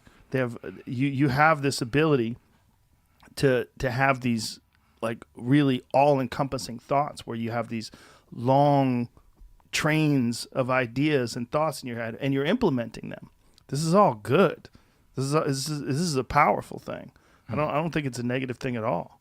I mean, some of it comes to, I'm dealing with issues that are not just, black and racial issues. I'm dealing with maverick, innovator issues. Yeah. I'm dealing with, just as many, issues where there's walls of, invisible walls and invisible chains as, Michael Jackson dealt with as a black musician or urban musician, where he had to go and I'm urban, and he came with Thriller. He's like, let me go get this person who directed Witches of Eastwick I'm gonna get a movie director, and he changed, movies forever. I'm dealing with some walls that, people have done to hold back agents of change throughout history. It's like the movie is here. Like this part, us talking right now may be a scene from my life's movie. Like Tesla was, a white guy that was a ladies' man, and he would be going to all the like fancy events and everything, and like he stopped having sex at age 40, and said, I'm going to focus on it, and I mean he died penniless at the end. I'm not going to say like he turned evil, but he's trying to sell a bomb, and he had all these like answers that would change the construct of society. And like my best example is like Kodak is they're in a place where they can barely pull it together now, but they invented the digital camera and they didn't bring it to market because they had all this film to sell. Or one of the things that's really, that's a challenge for me is, I designed this thing. We call it the foam runner, and we built a factory for it in Cody, and you can make these in 25 minutes. And what I'm saying about design, I was talking to one of the just awesome designers that we just got over Yeezy. We got like this amazing crew. We got guys that Nike sued us for, and one of these guys, I was trying to hire him for 2 years. He had a non-compete. He had to go surf for a year, and now he's in. And when he does his CAD drawings, it's almost like one shot, one kill. Sometimes you design stuff, you got to do it like 5-8 times. Like his first one is so close to being ready to go to market because he sketches in a certain kind of way. And for the longest, we said, let's. I've been saying I want to get rid of laces, and we still have shoes we sell with laces because it's a popular shoe and people love this shoe, and it hurts me. I feel like Steve Jobs trying to like remove buttons off the side of the next Apple. And one of the things that's interesting about this, if you look at most sneakers, if you look at you guys' sneakers right now, you have a tongue, and it goes this direction. Mm-hmm. This is one of the innovations about this is one reason why this is one of the most important sneaker designs is this goes this way because it's ergonomic. And I remember putting it on and being uncomfortable with wearing it because I'm so used to like the way like a Jordan or something fits with my jeans. And I remember talking to Kobe and him talking about having to make sneakers that fit with jeans. And that was a big thing because, that's what we grow up. We grow up wearing, Calcanite jeans and Jordans or something like that. So this also, I feel that just the process. When I design, I become like a 3-year-old. I have to go to my gut. I have to forget everything I know and really focus in to what I feel, like some straight Jedi Yoda, or like, you know, if I could grab that water bottle, or like wouldn't it have been cool if I just did it right now? I should have had a magnet on there. Like you'd be like, yo, this dude's a wizard. So for me, you know, I'm gonna make this shoe be $20, and you know, money isn't real, so that means the world should be eventually free. So I'm gonna manifest the world being free. My dad, he lives in a DR, and he says, you know, anything that you put in the ground grows. So why do people still go hungry? And I like that in theory, but I was like, man, farming is really hard though, man. I think, you know, I might go hungry if I have someone to farm this food. It's like, but you know, back in the days, we had that skill set. Now we're losing these skill sets that actually we can sustain off of. So with this, and I love giving you guys my riffs. I'm like a human version of Instagram. When you look at Instagram, you look at, you know, you're looking like 100 images a day. Well, I've got millions of images in my mind, and the majority of them haven't been realized yet. You know, there's some images that are from my memory, but I got this whole, the future that's in my mind that has to be brought. So this is, you know, we talk about hype culture and shoes being sold on the, you know, the resale market, and Yeezy lives in that place. But, you know, I don't like the idea. I don't love the idea that some of the reason why people buy it is just for hype culture, or you ain't got this, or I got this colorway and you don't have it. That type of mentality. I'm an essentialist. I'm a minimalist, and like I will bring the fully A to Z our existence version to existence. Like Victor Gruen designed the shopping centers, but he designed full utopian communities. And people were like, oh, we're just cool with the shopping center. That's all we want. And these ideas that he had never got brought into fruition. A little bit like Disney kind of based Epcot Center on Victor Gruen. But this next frontier of these communities and villages of happiness are way closer to a Kenyan village than it is to a gated community village. But one of the things about your this aversion to hype culture, one of the good things about the hype culture is if people get into your products, they're going to get into you, and they're going to get into your ideas. And all these ideas that you have will become a part of their thought process. They'll start thinking about it. And they go, hey, he's got some great points. If people really get into your shit, they're also really going to get into your ideas. I think it's one of the things that make people uncomfortable about you is you have the courage to have all these bold ideas and to implement them and to do all these different things. That bothers people. And there's a lot of people that don't have that kind of courage, and they are straddled down by anxiety, and they see a guy like you and they like try to find flaws. They try to find things that are wrong with it. Instead of looking at the positive aspects of it, they only concentrate on the negative aspects of it. I don't see it that way. I've never saw it that way. I look at you, look at that guy. He can fucking do anything. There's people who like Tesla, and there's people who, there's a person who killed animals with Tesla cords to make people not like Tesla. Yeah, the person Thomas Edison. Who made the electric chair be made with the Tesla cord, so people wouldn't like Tesla. Tesla still has inventions that haven't been brought to our society that would have brought more simplicity and happiness to our society. Like the Westinghouse ability to transmit electricity through the air, which is fascinating. I don't know if that would have worked in today's world with cell phones and all the different electronics and even, you know, modern air travel. I don't know if it would have worked, but things would have been different. People are over designing into industries where they see they can make some money, as opposed to stepping back and saying, how do we look at the entire earth as an opportunity to free everyone and create happiness for everyone? So like there's only 1 billion people on the internet. You never think about that. There's 7 to 8 billion people on Earth, but then there's only a billion people that are influenced and that are on the internet. We feel like the internet is everything. It's only like 15%, 18% of human beings. But in order to make for our civilization, for us to survive, we have to make more human beings. We have family. We have to have food. We have to have shelter. That we don't have to have the internet. We don't have to have music. We don't have to have, that's a conversation. I mean, it enhances life. Yeah, it enhances the quality of life is better. But look at the music.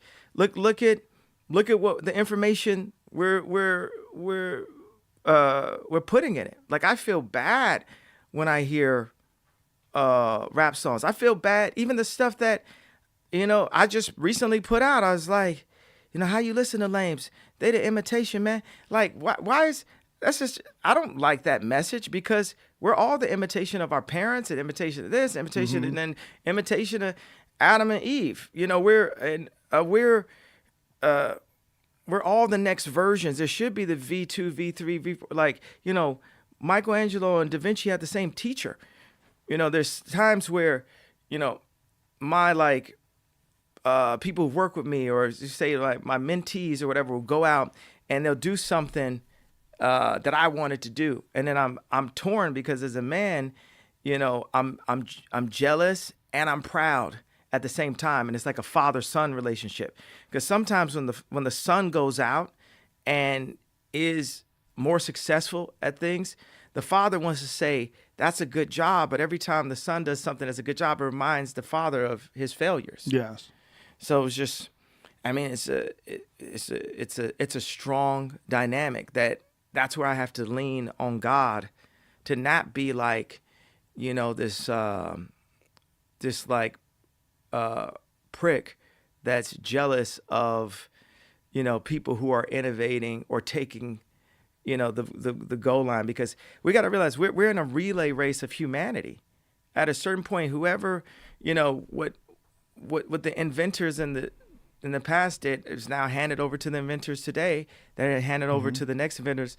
Well, the good thing about the walls and the perception and all that is this like smaller barrier to entry allows there to be, a Walt Disney and a Steve Jobs and a Henry Ford. So what I'm doing right now, there's a real barrier to entry to constructing homes and communities and farms. Like, you can't just do it like how you can just, it's hard for someone to go from, I'm not saying it can't happen.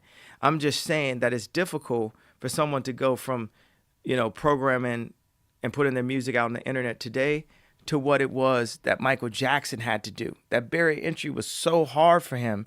This guy was the leader of the Jackson 5 when he was 5. Like, his entire life led up, and this is what he focused on. And it was all focused on that. So it made the great Michael Jackson. Now, I want to do this comparison of Disney, Steve, and Henry Ford, and what Yeezy is. It's really hard to make houses.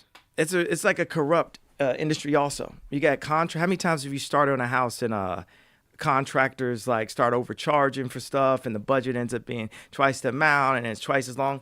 Look, if you had a relationship, this is why relationships are a better currency than money. If you had a relationship with the contractors, if you were part of their family, your house would be done quick. I feel like it's a practical joke on rich people how long houses take to build.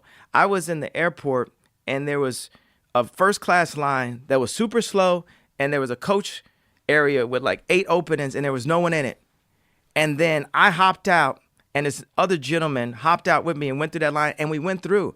But the rich people with the Hermes belts didn't want to lose their position so bad that they would rather wait in the first class line than to have the time back and go through that. Now, this gentleman is a surgeon that works on people's hearts through their feet. So it's like that kind of engineer, surgeon, doctor mentality. It's like, yeah, I got money because this is what I'm doing, but I'm here to serve, and I have a mentality that I'm not better than the person that's in coach, which is the reason why we were the only two that went through How do you segue off of this when I just go into this? Like, how do you even find a question? What are you thinking over there right now? There's no Loving this. Yeah, there's no reason to worry about it. Yeah. You have this thought. Do you have a rigid process that you organize your day with? Like, how do you seem to have so many different thoughts and so many different things going on simultaneously? Like, how do you organize your day? Do you have like ritual? Do you have things? I drive my children to school. Drive my kids to school, and I stay at school with them all day. And I'm in the kitchen, like working with the top chefs on the planet to create this, these healthy menus, and I'm working with the farmers. So the school that I'm at is also, it's like this new, I don't want to, no disrespect to NASA, I was going to say new NASA, but of humanity, that we're anchoring it around our children. So that's what my day consists of. But then I also, in the past couple months, have been going to Atlanta for 2 days a week or 3 days a week because I'm building this 120,000. I'm not supposed to say that I'm building. We're building a soundstage, but it was funny because I go back and forth on content. Should I work in content? Should I work in tech? I have all these like website ideas and tech ideas, and sometimes I'll say I'm cursed by tech. Like I'm not, I don't have any curses, or God lets me break the curses and break the chains. I'd rather say, I don't know if content is my calling, like messaging. Like, let me show you what a school of the future looks like. Let me show you what monasteries of the future. Let me show you what farms of the future look like. But we're 20 years past the future. Like, it's in 2020. Like, we're supposed to be in the future by 2000. So it's my job to pull the future into now. And that's something I struggle with when I talk about the different things that I'm doing, getting into the idea of doing, like, content for Netflix or content for Hulu and, like, what that content, because I believe we're in the movie. I believe we're in the game. We're in like Grand Theft Auto. It's just too many things that align, and we can terraform. What we can do is be like, if you're a Grand Theft Auto character, just started redesigning the world himself, like painting his own world. We have this opportunity to make life as fun as these second lives. But if you look at how politics, just general unhappiness, misery, control, the speed that contractors go, the farmers that wouldn't finish the farm, the way we are with each other is why people feel like, look, everyone's going to go into like this Ready Player One second life. And I believe that our first life can be just as imaginative, and it will be. So that's and I have a bunch of friends that work in the gaming industry, and I have friends that work in the content industry. And I'm saying I'm anchoring on real life, to make real life as awesome as games, to make real life as awesome as movies. So, did I answer the question of my sort schedule of, every day? Yeah, but I mean, so you just basically go on what you feel like working on. You basically just start your day. You do your stuff with your kids, and then whatever these ideas you have, you just nourish them. You just encourage them. You just feed whatever thoughts are in your head. Well, but what I was expressing on that last symphony I gave you was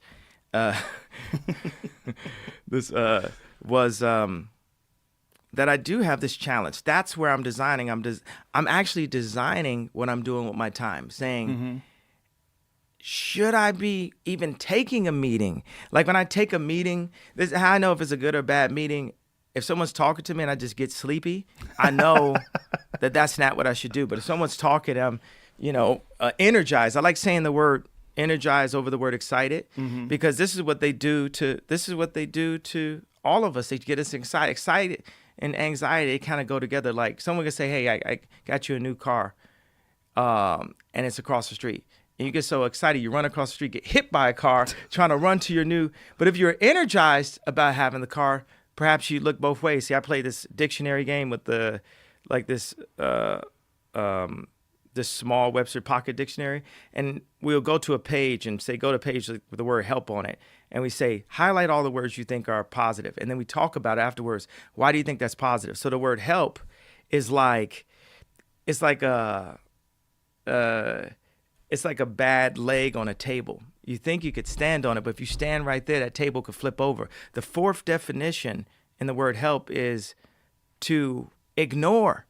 And it actually makes sense. Like if you have a meeting, right, here's the answer when you know the meeting didn't do good. It didn't go well. The person says it then, how can I help? That means they don't want to do nothing. They'll just give you a phone number. Right. The word is to ensure. And then there's a lot of words that end with URE that are very powerful. Future, sure, pure, endure. And that goes into like the rhyme, because I'm literally trying to figure out the video game at all times and see where these things parallel. I know this can get into like a riff where people are like, okay, yeah, we're losing what you're saying right now. But but look at that. Look at the dictionary. Look at these words. I have friends that English is their second or third or eighth language, and they say that English is the hardest language to learn because there's so many words to that mean the same thing. It tears me to my core that my daughter has to learn TWO, the difference between TWO, TOO, and TO. I want to just be like, just draw the number 2. Like, just make it like, sometimes I don't know when, the difference. I'm like a terrible speller. And I believe that there's like curriculums that are European curriculums that don't even apply to our genes of, who we are as a people, like African descent people. We don't even talk like that. Like, this is a skill set, but I'm still talking white, basically. Like, you'll see like a black pastor, give this amazing like sermon or like marry someone. I was at a wedding, and this guy, they said, wow, he speaks so well. Well, what do you mean well? He speaks super white. Like, that's what the definition of well right. is. It's just sounds that you use to communicate ideas. Right. Yeah. Well, this funny. I bumped into a friend of mine. Matt Williams. That said, Givenchy, I wasn't expecting to see. I wasn't expecting. Expecting to see him. I wasn't expecting to see him, and we're at the Mercer lobby, and he caught me off guard, and I was like, I didn't use words when I saw him. I like almost communicated in a different language, like a language of like joy or happiness. Only 30% of our communication is verbal. That's why the mask just really throw me off, because I can't tell what someone is thinking and feeling, because a lot of times, half the time, people don't say what they're thinking and feeling, and I have to decode. But with the mask, I can only hear what they're saying. That's the problem with social media too, right? Yes, things in black and white, and things being taken out of context. I mean, that's the reason why people love the show, that they're like, oh, we got the Joe Rogan. We can hear him go into all of these riffs. Yeah. And we can feel him. You could see, how I'm looking. You can see my energy and the way I'm saying it too. Yes. So, and and you see people sitting down having an actual conversation, a real conversation. Yeah. And a conversation where anybody that comes on this show, you don't have like this, like sometimes with reporters, they have like, or people that are in media, they have like a complex. You don't have a complex. You're like, yo, let's first off, to get this straight, like if I could whip your ass. I'm Joe Rogan. I'm a professional fighter. Now let's start the conversation, which I think is another reason, like with Nick Cannon, he's like, man, I married Mariah Carey. I did all these.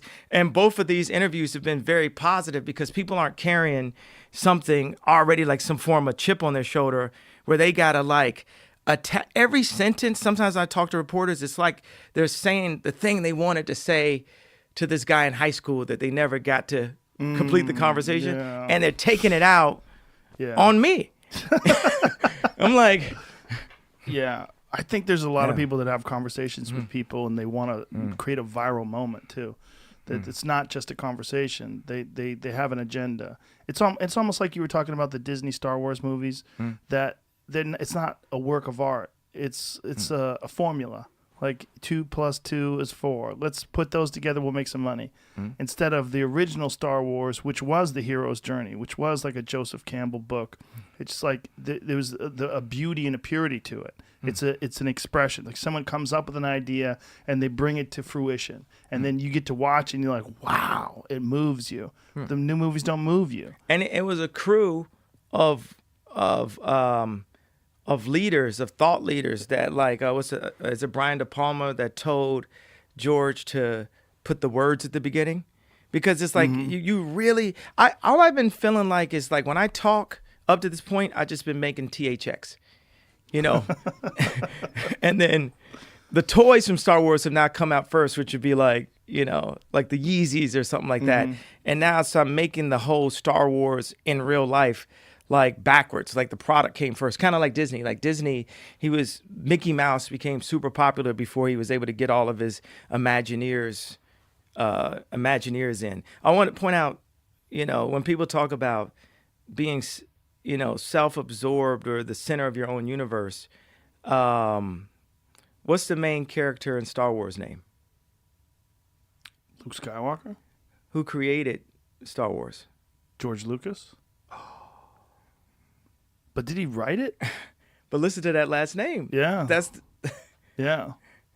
George Lucas. Yeah. He's the main character in Star Wars. He kissed his sister. And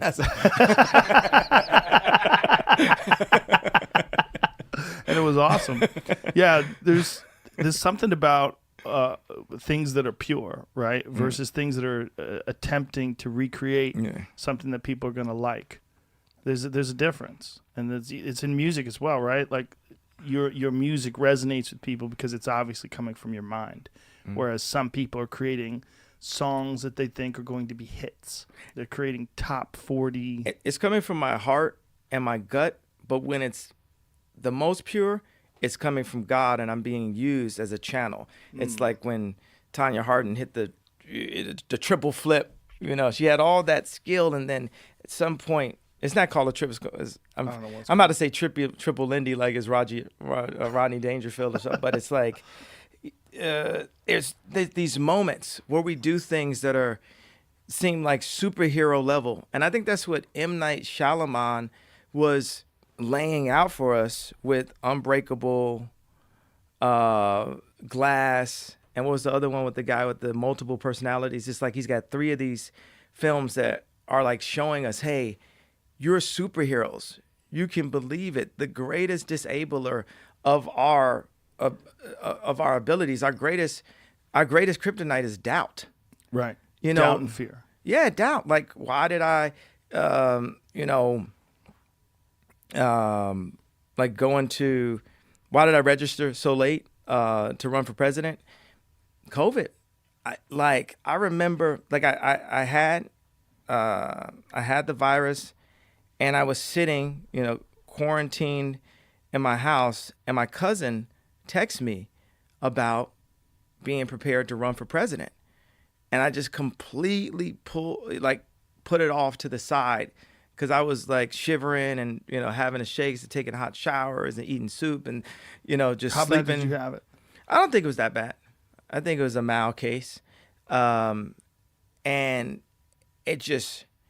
threw everyone off. It threw everybody's plans off. And then, it was just this calling on my heart. And I remember talking to really elitist, writers.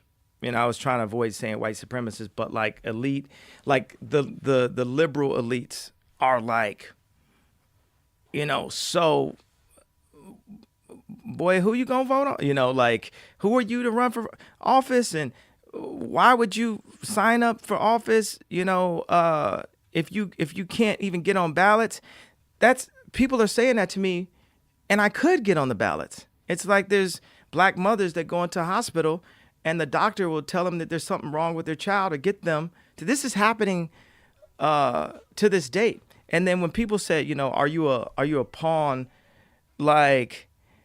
For the Republicans, the reason why I think that people are asking me that is because the Democrats do create black pawns.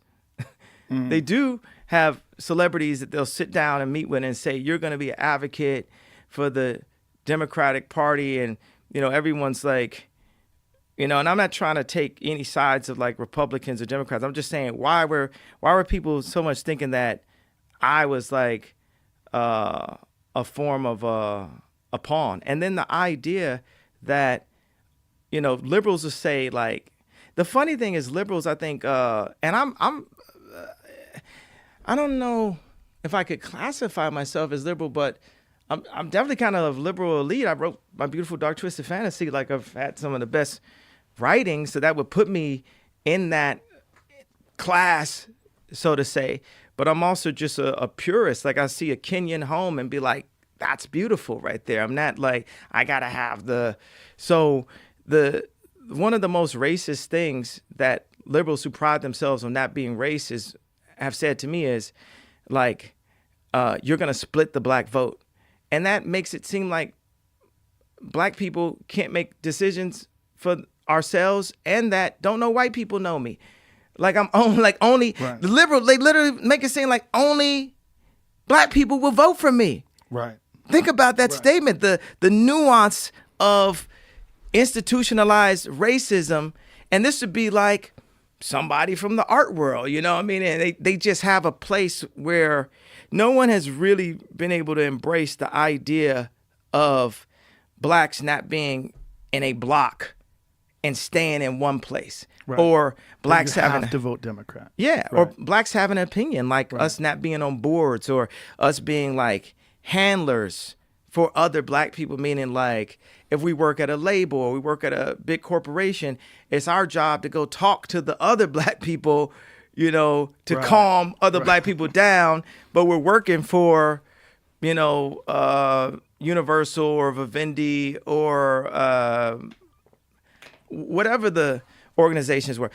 I was thinking about buying my master's and I realized that was too small of a thought. I'm going to buy Universal.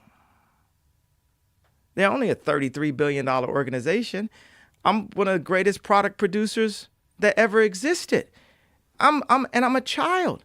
I'm 43 years old. I was $53 million in debt, 4 years ago. And now it's proven that I'm the new Michael Jordan of products. I went to Adidas and we were a $15 billion organization, losing $2 billion before COVID hit. Our market cap was $68 billion. I went to the Gap and I partnered with the Gap and our stock jumped 45% in 2 hours. The organization made $2 billion in 2 hours. And now we've doubled. The Gap was, market cap was lower than Yeezy. It was like $3 billion when I first got there. Now it's like $7-8 billion. And we haven't even released the product yet. But what I loved, I sat there and I did the deal without getting on the board. And I looked at my cousin and I didn't want to sign the deal without being on the board. And I looked at him and said, I'm doing this for you. Meaning like this is part of a relay race. It would just be a given that if someone of color was to my position of influence will be on the board. But Michael Jordan had to break down walls. And Michael Jackson had to break down walls for us to break down the next walls. And the next walls are the boardroom. Because you know what the boardroom is? It's an opinion. See, people are fine for us to play basketball and, rap and make clothes. But the society as it's set up is not really used to or fine with us actually having an opinion. And I can understand why, because what is our opinion based on if we grew up thinking we were slaves? What is it? If our opinion isn't based on, hey, my dad taught me how to run this company. My dad is smarter than me, and everything he wanted to do, black people thought he was crazy, and he had to do it with white people who thought he was incompetent because he was black. And the way these companies and the way the music industry, the way managers, and the way society generally looks at black people is the way like a misogynistic man looks at a hot lady. What can you give me? What can you do for me? No one, the misogynistic man not gonna look at a hot lady and say, can you run my company?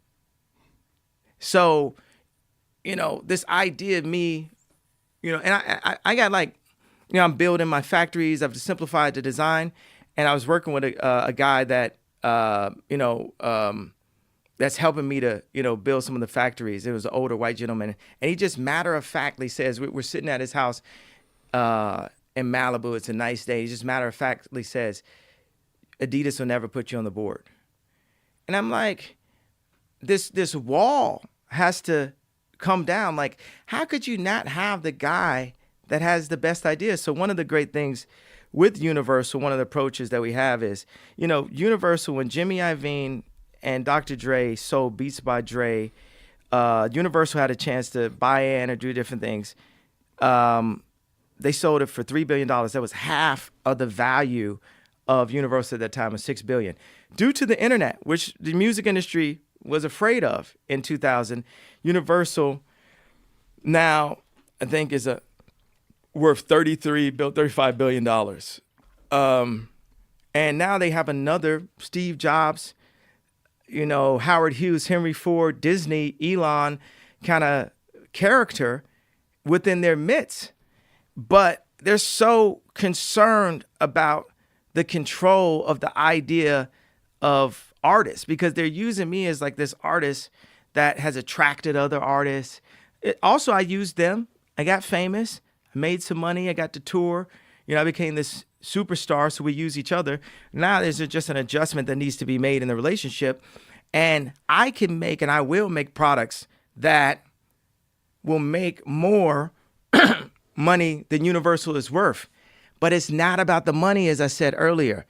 It's about the fact that even though my net worth is $5 billion and I'm one of the most famous, most influential, God-fearing Christians on the planet,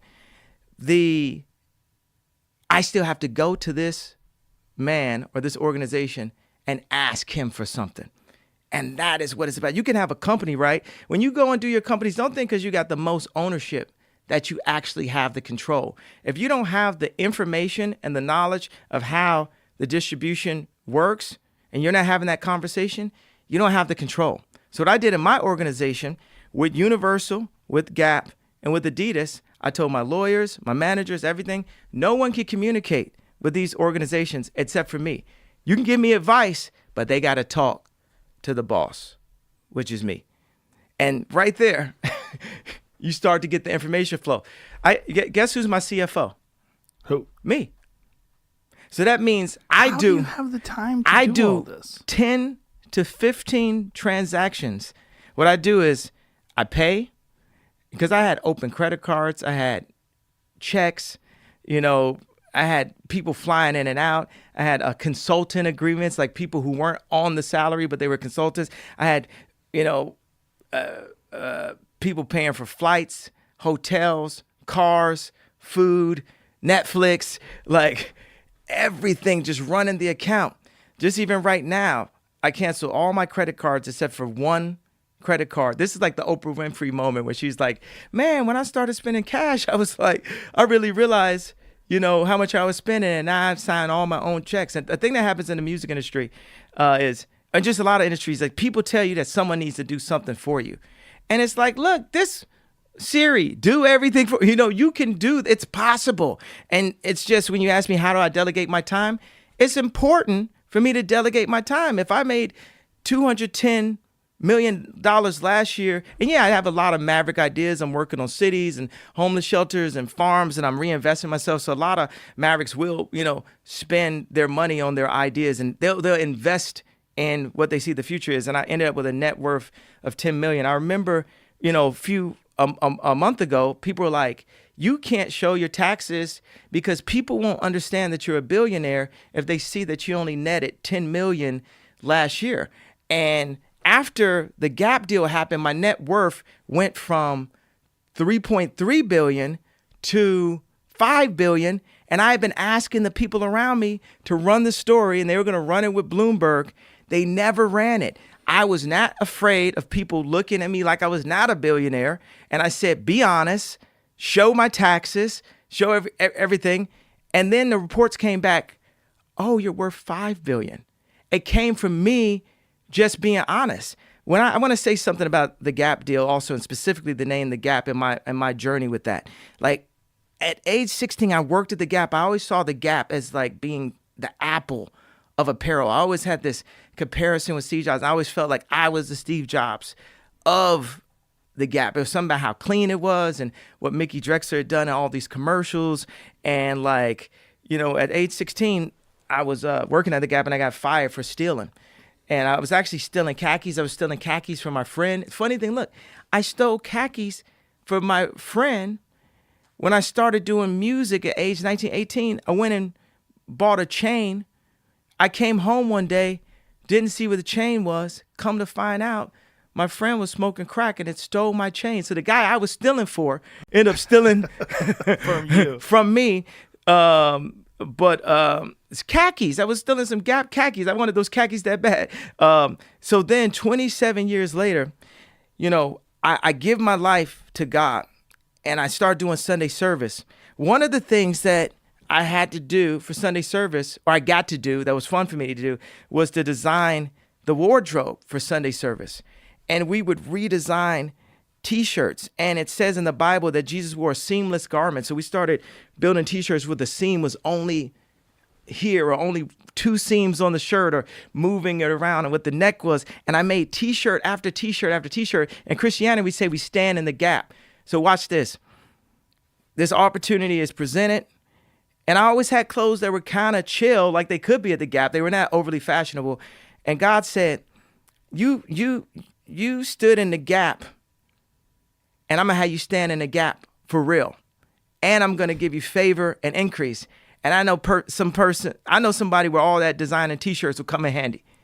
I literally was designing T-shirts for Sunday service like David working out in the field, tending to the field. You know, when Goliath came, they wanted one of his brothers and the warriors to go up against Goliath, and his father chose David.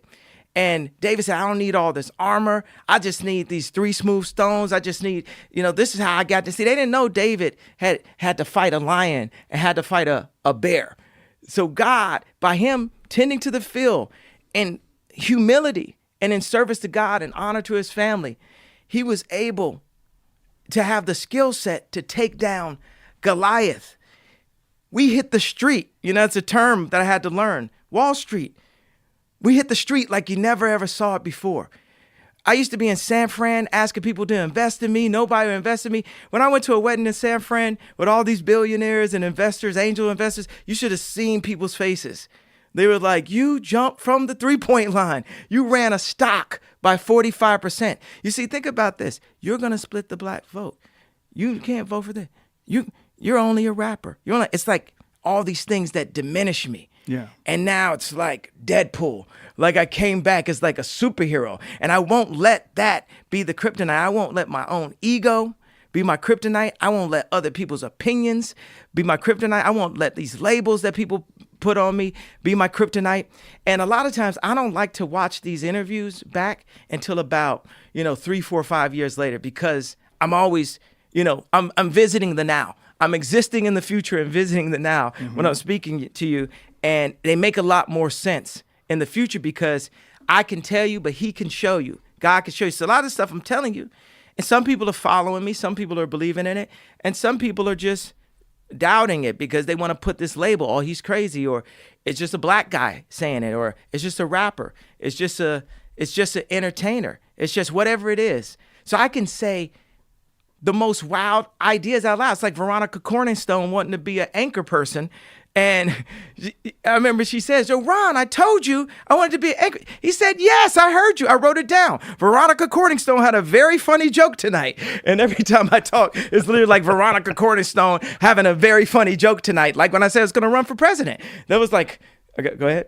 Would you like to interject? Do you have thoughts and ideas also that you'd like to have be a part of your interview? Well, you went from people mad at you that you're splitting the black vote all the way to the Gap and all the way to Veronica. I mean, but then I brought it back. Yes, you did. The vote to run it for president. You brought it back to people doubting you and people putting limitations on you. People are tuning in this podcast to go on the journey with us. Yeah. Listen, they do or they don't. It's up to them. Yeah. But do you don't, the beautiful thing is you're not listening to these people that are trying to put these labels on you and tell you what to do. And you're not saddled down by fear. You're not saddled down by doubt. You're willing to take these chances. If you did become president, what would you do that was different? I mean, pretty much everything. I was just looking at the suits last night. I was like, yo. What would you redesign? I don't wear white anymore. No? And they had a white shirt. You know, Right. they had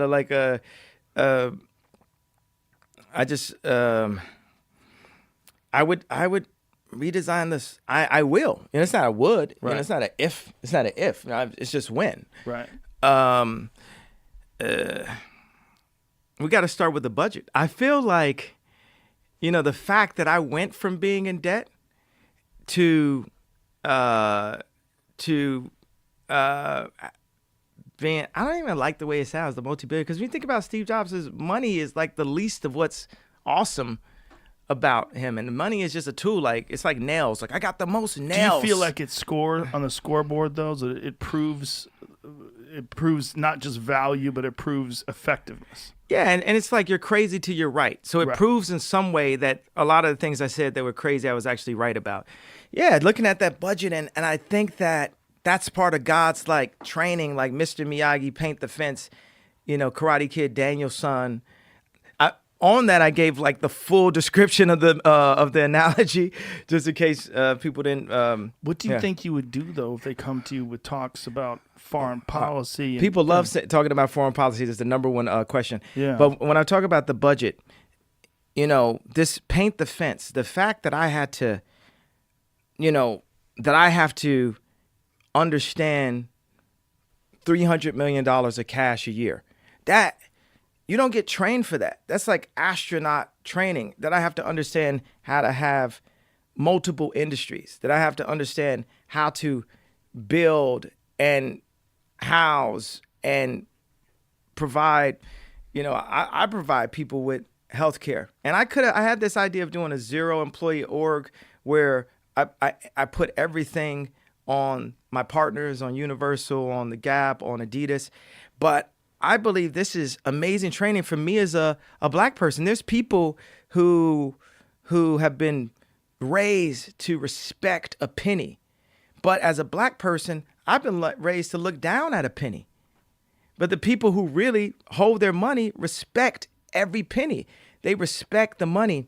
And it's interesting. I had an argument with one of my managers because I made my own travel ban in my organization because, you know, when I did Sunday service a month and a half ago, it was 25 flights coming in of people I didn't know because there's criminals in my organization trying to kill Bob Marley. Not to JFK or MLK me, but deplete my resources. So I created this travel. Explain that. What do you mean by that? What I mean by There's what? criminals in your organization? Like, what do you mean? Meaning there's people that, okay, I fired this one CFO about 3 months ago, and up to a week ago, he still had an open credit card. Because when I dig lower and go to it, it's like always like, is this the new person that's in charge of your money? It's like, no, I'm the new person that's in charge of your money. That's in charge of my money, rather. So that's why you became your CFO. That's why I became, and it's the best, and it clears my thoughts, and it really helps me with design. It helps me as I'm designing what I'm doing at the Gap. It helps me with what I'm how I'm designing the curriculum. It helps me in the way I'm designing the kitchen, the way I'm delegating, the way I'm working, the way I'm being a better leader, being a better listener. Wait a second. But there was some question you had. I was answering, and I gave it. Oh, it was before you went to foreign policies. I went to the budget. Well, I said it's like Daniel's son painting the fence. The fact that I've had to really look at and understand that kind of money, and this God-given anointing, being a producer, being a head of industry, to be a God-fearing and a servant of God and a producer and head of industry at the same time. It's literally like the perfect combination for a president. And to be honest, I'm literally like every now and then America deserves, the world deserves a leader that they can 100% trust that whatever I'm saying to you with the information that I have in front of me, I 100% believe that.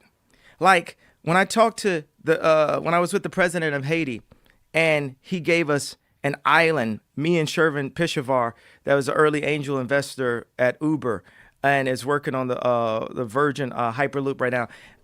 Really great friend of mine. He saved me. He's had me avoid deals where I was gonna give up a percentage of my company for a third of the value and different things like that. So we go to Haiti and the president gives us this island to develop, to make a city of the future. And also we're gonna have the farmers and the people who live there take a percentage. Take ownership of the land that they have right now. So when it raises in value, they all eat off of what the idea is. But he said that the way that he has done business with our president is so straightforward. I believe that I know that me as president would be the best thing that ever happened for America's foreign policy. I've traveled more than any president already, and I bring people together. I put rivals on songs together to create masterpieces. I go and I empathize. When I meet with leaders in Africa, when I meet with leaders in, I didn't really have a good next thing. I wanted to sound good and like name another leaders in, I wanted to sound fire. I like that you admitted that. But when see honesty. Yeah, so when I meet important. with leaders, I'm not trying to go in there and see how they can use my internet. I'm not trying to go in there and buy up their land and develop it and buy it up for cheap. We're going to share information. We have an idea we just had of a dual citizenship for Americans with African descent. That the ability to create environments and communities completely can change the way people act. If people are hungry, they're going to act a certain way. If people have food, they're going to act a certain way. If people are away from their friends and family, they're going to act a certain way. They're going to need to, they're at a college town. They need to stop by this, frat party and, drink and do that. But when they're, but you got to go here. So then you could go there. And like society is all about dismantling the family. I see things being more like a kibbutz or, where the family can be as close and where the grandparents can be next to the children. And, these ideas I have about how communities should be are worldwide simplified ideas. And that they're not based on industry, even though I understand industry, they're based on serving God and serving families. And that's something that everyone across the globe, no matter what country in the world, whatever continent in the world, all of the moms and dads have something in common. They want the world to be better for their children. We all want the world to be better for the children. And we can show ways that we are not at odds. Think about the world is a giant piano, but we're playing off key. So for a producer to synthesize those ideas and not say, okay, we're going to shut. I spent time in China. I spent a year in China when I was in 5th grade. I used to speak Chinese, like ni hao ma, xie xie ni. Like I don't know a lot of. Yeah, my mom was an English professor, and they had an exchange program where a Chinese student could come to America and she could go to, there was like Chinese at that time couldn't come to America as easily. So, there's America's greatest export is influence and culture. China actually has like imitation pears, they probably got imitation Calabasas at this. They probably do. At this point, the artists define culture. That's what makes, there's an artist that designed the Statue of Liberty. Mm-hmm. There's an artist that designed the Eiffel Tower. This is the reason why I donated $100 million to James Turrell's Roden Crater project. When I went to, this is like the 8th wonder of the world, but I saw spaces that we can exist in that would be helpful for our health, our well-being. These are healthier places for us to be. We need to be like almost like Terrellians. Like our life is like a Shakespeareans.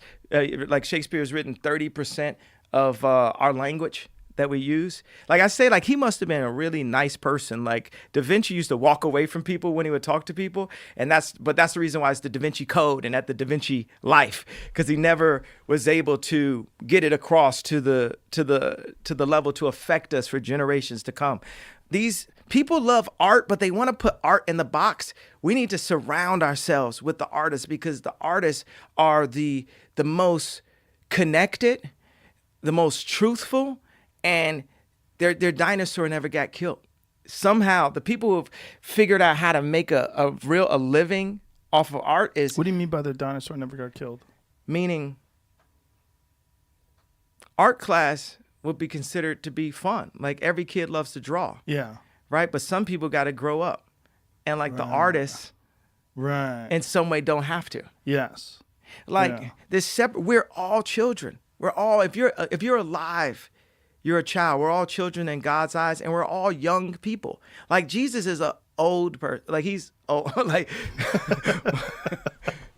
like Adam is old. If you're alive, you're young, and we're like children. And there's all these things, these sharp edges, these corners, these anxieties, these fears, these things put in our food, our diet, our diet of what we consume right here that turn us old and make us brittle and make us put that fear on our kids. Don't you put that evil on me, Ricky Bobby. They put that,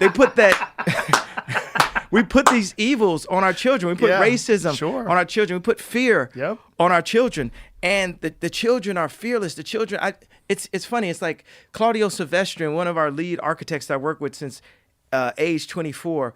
He built this home in Majorca with John Paulson, and he has like this golf course, which the acoustics are incredible, but it's this part where you can walk along that's 20 feet high. And I said, would you, what about the kids? What, you have a balcony, you have a banister or something? And he looked at me and said, they're smarter than we think. Wow. And meaning like, if we were never taught the missing banister theory, that we could all tightrope walk. The missing banister theory, I wrote it in my book, Thank You and You're Welcome, that I wrote with my friend Sakaya, that's actually here right now, that's that you were talking to earlier, is, look, you could walk down a straight line without worrying about anything, but you take that exact straight line and put it 20 stories high, and you know I'm going with it, and you remove the balconies, you're going to be so concerned about the idea of falling that it will make you fall. Yep. And that's where the superpower is, in removing the fear. Yes. That's a beautiful thing to say right there. Yeah. And it's also probably the first sound biteable thing that I've said the entire interview. All right. Let me talk to you about, so we're serious here. So let's talk about like real presidential issues. Let's talk about like, here's some things that when we talk about this country, here's some things that mean a lot to me. One, student debt. I think it's crazy. I think it's crazy that we take children when they're 17, 18 years old, we send them away to college, we make them literally hundreds of thousands of dollars in debt, and then we ask them to go out into the world and try to manage this money and try to get a job that's going to pay them a fraction of what they owe for their education. I think it's crazy. I think we should figure out a way to absolve student debt. I think we should figure out a way to make education at the very least far less expensive than it is now. This is a big issue for people. Absolutely. I'm completely confident that I will figure out how to get America out of debt. That I have the ability. Once I see everything, I never make the wrong decision when I'm given all the information. That's my skill set. Anything I go into, producing, rap, homes, clothing, anything. Once I'm given the right information, I apply my taste, and I have the best taste on the planet. I mean, Quincy Jones. There's a couple people that's like, okay, Quincy Jones' taste might be better than mine. But if could you imagine Quincy Jones as a president? I could. Yeah. Or Walt Disney, Steve Jobs. Like maybe some of these personalities are a little volatile. Yeah. But that's how he gets things done. Yeah. Like for America to be as warming and inviting as Disney World. There used to be, this dream of, people still have this dream of coming to America. They're coming to America. Like, it's the America that I grew up, even with like when Ronald Reagan was in office, it's like he was hanging out with Michael Jackson, and it's like it felt America. Plus the way the media showed things, like the American dream was alive and well, and even at the same time in the ghetto, it was a living hell, and we were being, given, bricks were put on the street. Bricks are put on the street during the riots. Now bricks are put on the street in the 80s, a different kind of brick. And there were guns placed, and the fathers were being taken out of the hood, and this is all this. So don't let me say like everything was perfect during that era, but the perception right now, perception is more important than it's ever been. Like what we show, it's just, it's outright. It's just. I don't want to dwell on it. Let's keep going into what you're saying about the debt. Because also, I don't have, like, if you were to ask me about COVID, I can only give you my perspective as a civilian. I'm not talking to the same people, and I also empower the geniuses. Mm-hmm. I was talking to my man, Fred, and my boy Anthony about crypto and Bitcoin, yesterday, just to be prepped for this conversation, and not about the specifics of alternate currencies, which is like AC, which is like Tesla, which is like, but this is how my mind just goes on these like riffs right here. But Jack Dorsey decentralized Twitter 2 months before it really hit, because he was talking to the Bitcoin guys. And these are guys that really have a perspective on what the true liberation of America and humanity will be. These guys, a lot of specifically these guys, but a lot of the tech guys were able to use the new highways, the new information highways, and create the next frontier of our existence, while the powers of our political system are still anchoring on electoral college, which was based around slavery, about the idea of slaves being 3/5 of man. And get this, it wasn't even created by pro-slaves. 3/5 of man was created by the anti-slaves in the North as a compromise. And that basically explains the existence of black people in America to this day. The people that were on our side supposedly said we were 3/5 of men. Mm. The people that were on our side,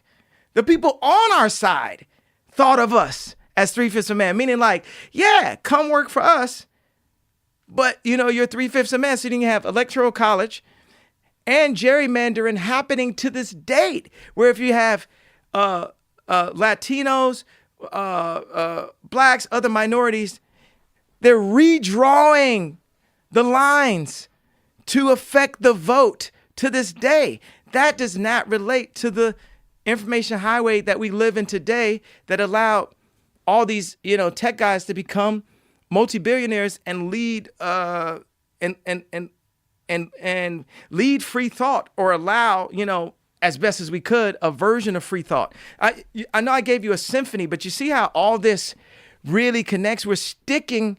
Why don't we put the white wigs back on? They still wear the white wigs out in England. Yeah, England. They still wear it. That's the whole thing. Just because, someone's not, wearing a KKK uniform or a white wig, doesn't mean that they aren't holding on to the very core of the country being, based on and built off of slavery.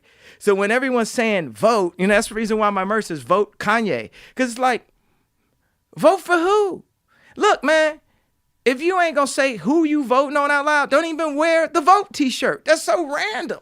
Right. That's so random. And we obviously know vote is like Democrat and stuff, because there's nobody as a Trump that's like wears a vote t-shirt. Isn't that funny? But it's such vote, well, go ahead. If you do say that, yeah, you say vote is mostly vote Democrat. And if you have an American flag, mostly you're voting Trump. Like these are realities that we've sort of accepted. And it's subs. It's all this subliminal stuff that's based on like fear and control. Even like this. Look at this. This is the 3/5 of man thing, right? Okay.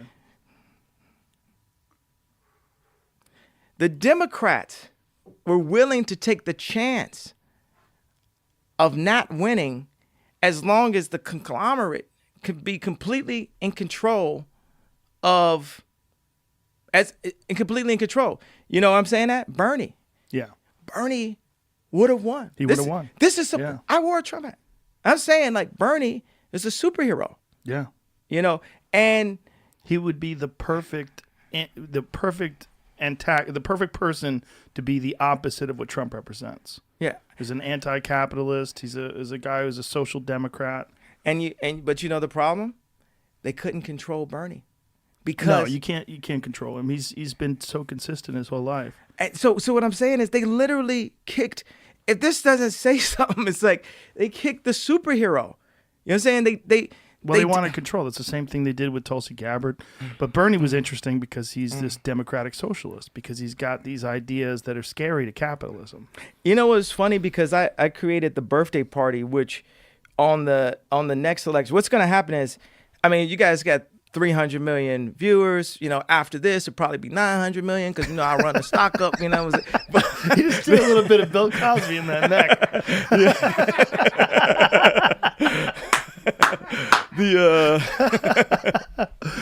No doubt. Jello pudding pie. exactly.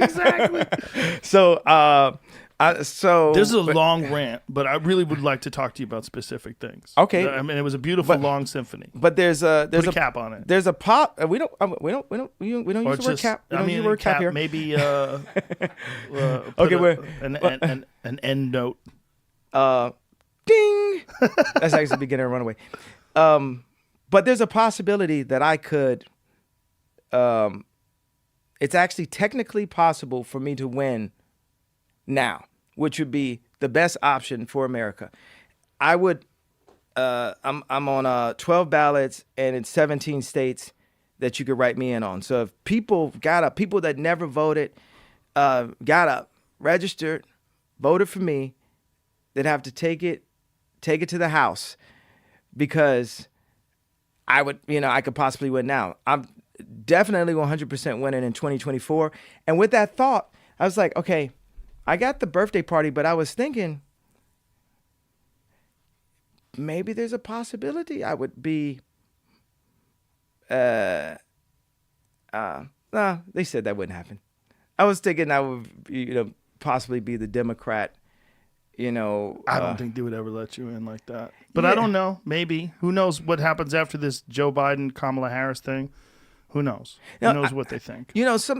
I would be the first. I'm not trying to. I'm one of the first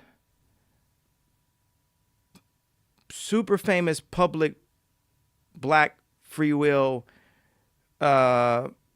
servants of Christ since modern media has come to pass.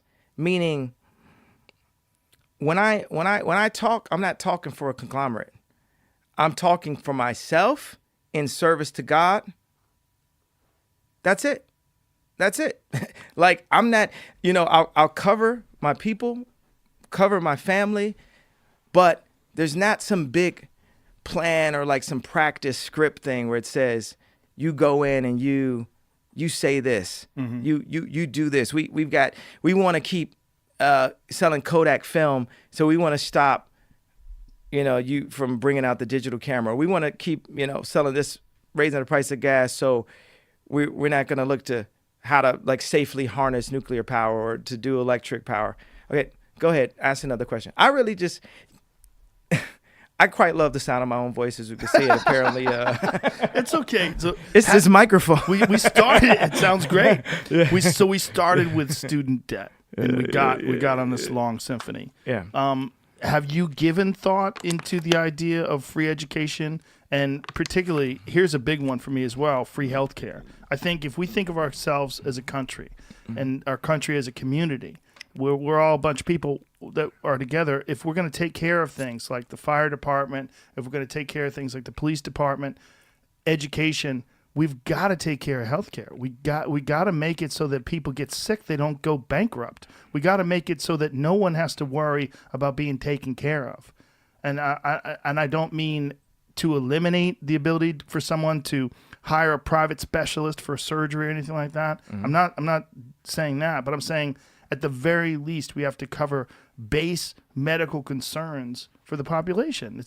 It's a giant part of what it is to be a person, is to worry about your body being broken, to worry about being sick, to worry about what this is going to cost your family financially and how it could ruin people. This is a huge issue in our country, is medical health. So have you thought about that? Absolutely. I hear you and I feel you and I feel what people are going through. I think that it's not just how we treat people. There's preventative measures Yes. that can help us from getting sick. Our diet, Yes. our locations, our jobs. There's a lot of that affects us and puts us in those situations. Our transportation, as you go into like autonomous vehicles and tram systems, like just kind of, trains that are like floating malls or floating Starbucks or something, like moving, like designing our world to be the world of the future will help us with health. That's the preventative measures. And then as far as being more inventive in the way we connect holistic medicine with modern medicine.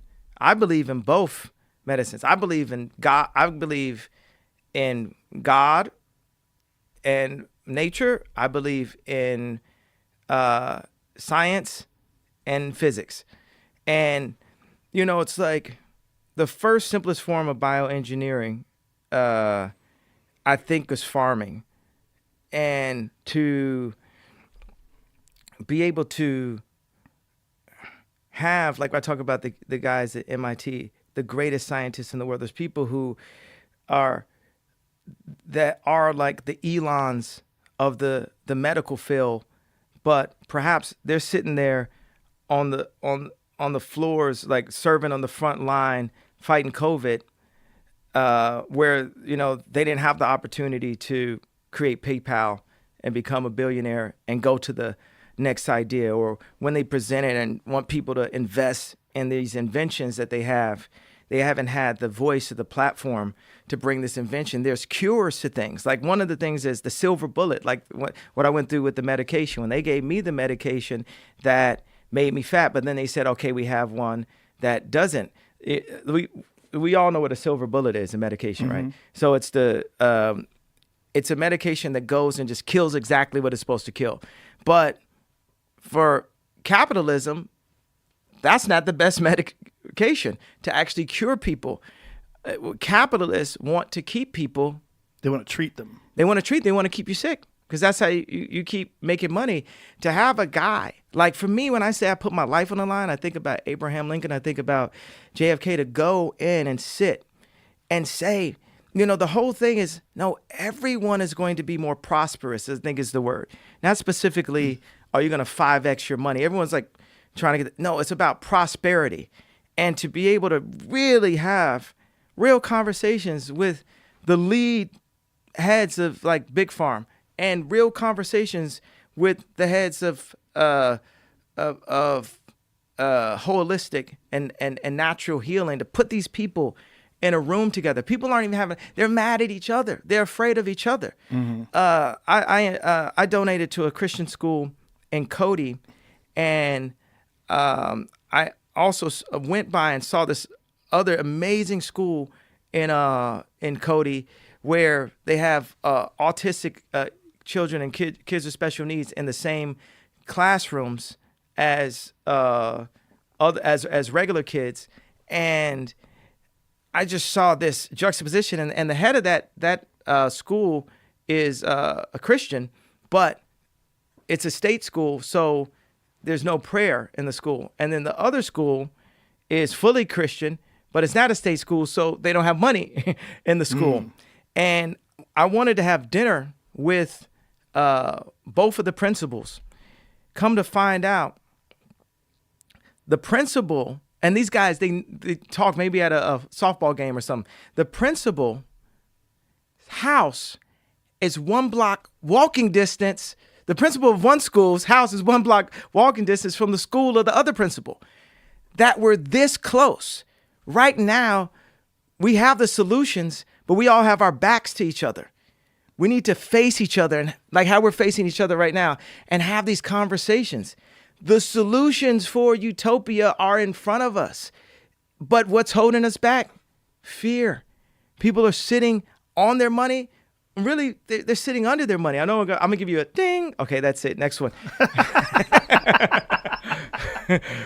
Okay, Did you get my perspective of the way I would approach? You would bring people together to communicate and try to figure out a better strategy for healthcare.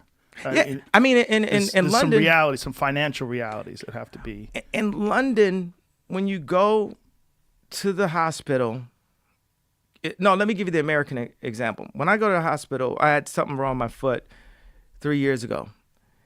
They asked me, do you want to take something? Do you want a pill? I said no. 5 doctors and nurses asked me if I want a pill. This is like worse than when you don't accept water on the plane and they just keep like, do you want some more water? I'll take the water, all right, because I don't want to be responsible for the water. Like when the plane takes off and it goes like this and I got to like hold it in my, I don't want no water. Like I don't. Even though my masseuse says I should drink more water. There are like people, they have Christmas parties about bonuses, about giving out more medication. So when we talk about, they do. Look at this. How much does the earth cost? Exactly. There's no price on it, right? We make money. Money's not even backed by gold anymore. So it's engineering. It's where the budgets are going. And like it was the best part on one of the best parts on The Sixth Sense is when they looked at this video and it was a nanny, they saw that the nanny was like putting stuff in the porch for the child that had passed, and then they said, the ladies looked at the nanny and said, "You are keeping her sick. You are keeping her sick." Like, we are sick. We are sick. Abortion culture, sex culture, capitalism. We are sick. We as a people, not just the American society, the world, we are sick. And we are keeping ourselves sick. We're all responsible. Like the Black Mirror episode, we're all responsible in some way. We all play some part. Like if I go to Pornhub and the very next thing, and backslide and do this because I've struggled with this since I was like 5 years old, right? And the very next thing says something about like trafficking, then I literally would have to like put my hand over that part and like click the thing I'm going to, and thinking that like I'm not a part of the bigger conglomerate, that we're all, I'm not really a part of the main problem because I'm not as bad as that guy, and I'm not looking at this part, and I'm not like, we all play a part of it, and we're all sick in some way, and the world has been designed to keep us sick. Like spatial engineering based off faith can save a world. Literally, like building will save the world. Spatial engineering, like not going to space, engineering our spaces, the amount of space that we need, the way that we interact with each other, how close we are to our loved ones, our families, how close we are to our jobs. We got to experience a lot of this. Some people, it wasn't good. Some people, it's better. They were connected with their children and their families in a whole different way. Like we're talking, this is my thing. We could talk about all of these important current issues. There's deeper reasons based on the slave mentality, based on fear, based on protectionism, not specifically white supremacy and racism, protectionism. People just want to protect what they have. And there's this like photograph where you're holding, the little girl's holding a teddy bear, and Jesus has a giant teddy bear behind her back. Behind his back. She don't want to give up the small teddy bear for the bigger teddy bear that Jesus has waiting for her. There is prosperity for all families here on earth right now in service to God. There's happiness. There's joy. It's not a possibility. It's a probability. Just the fact that God woke me up, got me here safely, and allowed me to talk to you right now and spark the minds of the people that are anointed to change the world is already what God wanted me to do. If I didn't take a breath after this point, God had me here for this conversation right now. But I think God has more for me planned. I don't think they're going to come for me until he done with me. They ain't going to come for me until they done with me. I want to make it so if someone wanted to sample and put it in a beat, it would be like perfect. Let's see. Try it again. Let me see. They ain't gonna come for me until he done with me. They ain't gonna come for me until he done with me. Yeah, that that's would all I work. got. Yeah, You can't help yourself. You're always creating. Now, yeah. But do you understand what I'm Yes, saying? I do understand what you're saying. Okay, tell me what I'm saying. what you're saying is that it's your overall philosophy, the way you're approaching life. You're approaching life that there is good for everyone. If we all work together in the spirit of the way you think, the spirit of God, that not approach this like with a famine mentality, but approach this like there's enough for everybody. There's an abundance if we engineer it correctly, if we think about it correctly, and if we all come together with the spirit of everybody helping everybody. This is the spirit of Christianity. This is the good spirit of Christianity, not the Christianity that gets despised or disparaged, or evangelists driving around in private jets. The spirit of goodness and treating each other like brothers and sisters. Yes. But this can be done on a national scale. Yes. Because those evangelists or the people who spread the word of God, there's people who are praying for me. We're praying. Like I said, I like to, yes, I am a genius, but one of my most genius skill sets is recognizing other geniuses and empowering them and giving them the platform. So the people that have been praying for me this whole time, for Ye to work for the kingdom, look at me right here working from the kingdom, not leaning on my ego, not leaning on anything, but leaning on God in this situation, saying, let's rise up together and show people what it's like to be Christ-like. Yeah, we fall short. You know what I mean? People love to look at the Christians that are the least Christ-like to judge Christianity as a whole. Well, a lot of people got Jordans and 23s on and very few of them play like LeBron. They want to be like Mike. Yes. But it's very few people that get that close. Yes. Christ-like. Yeah. Yeah. What you're saying is beautiful. Yeah. That they do judge the people that fail. People always go to the furthest extent. Like if you talk about abortion culture, people immediately go to rape, but don't do the math on what percentage that is. And for me, as a Christian president, as I said, I go on that. I touched on it before. I realize we're in an imperfect world. When I talk to my fellow Christians and we talk about meat, we talk about guns, we talk about in this imperfect world, there's a transition between where we are today and where we're going. Does the meat industry have a great impact on the ozone? From what I hear, it does. And we have to transition. One of the things I wanted to, it's a thought that came in, and thank you for allowing me to give you the thoughts that are coming into my head as opposed to trying to put me on a grid, because I'm off the grid, period. The way I think, clearly, I paint in circles. I don't paint inside of the lines, right? Mm-hmm. So I was thinking about, I forget the lady's name, starts with a T, but she changed the meat industry because she was HSP, like highly sensitive person. That's and put the cows in round bins, and that's what I'm doing when I say spatial engineering. That's what I'm doing with our spaces that I'm designing with the farms and with the school systems, the unlearned systems, what are the things that you're going to need, in the future, because 30 years, we don't even know. We think probably the things that we're learning in school right now won't even apply to people when they're 30 years old that are learning this stuff, age. Especially with technology. Especially with technology, and the people who design the curriculums are dead, or they didn't way before technology. Yeah. So, I mean, I was in computer programming when I was 8 years old, and I used to know how to program. That's how I got into music. In 7th grade, I had a Amiga computer that had 4,096 colors. That's why I got that one.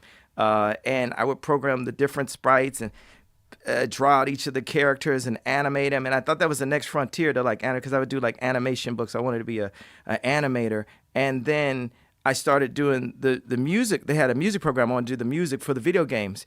And then I found myself running home from school all the way from 95th Street to 119th Street to go and just keep programming the music. So this is age, 12, 13, programming video games, and that being the gateway into programming music. I got a longer story about that, but I know you want to ask me some more serious stuff. So, ding. Okay, ding. This is a big one. The military. If you really did become president, when you do become president, yes, you're going to have to deal with hostile governments. You're going to have to deal with hostile militaries and dictators, people in other countries that don't have a value of human life, and throughout history we've had immense problems because of that, because of military conflicts. How do you think you will approach that? I mean, you will be the commander in chief of the greatest army the world has ever known. If you're in that position and we have to deal with some sort of a military action with China, what if China takes over Taiwan? What if they invade Taiwan? What if something happens with Syria? What if something happens with Iran? What if something happens with Russia? And you have to make decisions about military action. Have you thought about this? Yes, I would.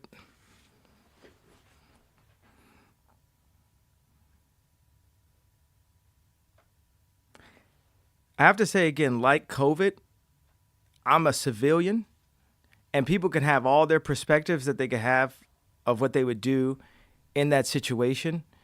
But I would have the greatest professionals on the planet, the most skilled people that have all the experience that would present the information, and I would make the most sound, rational decisions, and I would follow God's will in my approach to dealing with these other countries, to dealing with these other leaders. There's something about, our president's personality and the leader of North Korea's personality, where there's a level of common respect, and that's the reason why they were able to talk, and we the fear had been taken off of us. Like, people who are God-fearing, self-made servants of their people. These other, scary dictators, they feel like they're that for their country. And if they see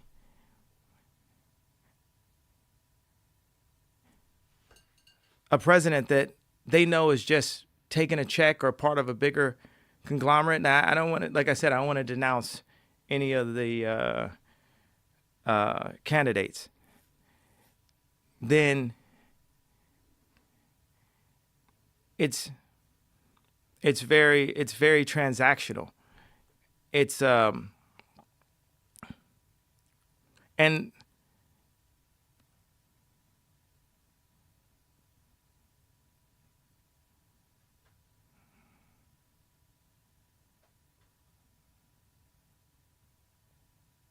I just said a prayer in this situation. This isn't. You said a prayer because of what? What motivated you to say a prayer right there? The seriousness, the significance of this subject? Yeah, absolutely. We can't jump from jokes about this to, joking about people's lives. Right. We have to completely be still in this moment, allow God to guide our steps and ask the right questions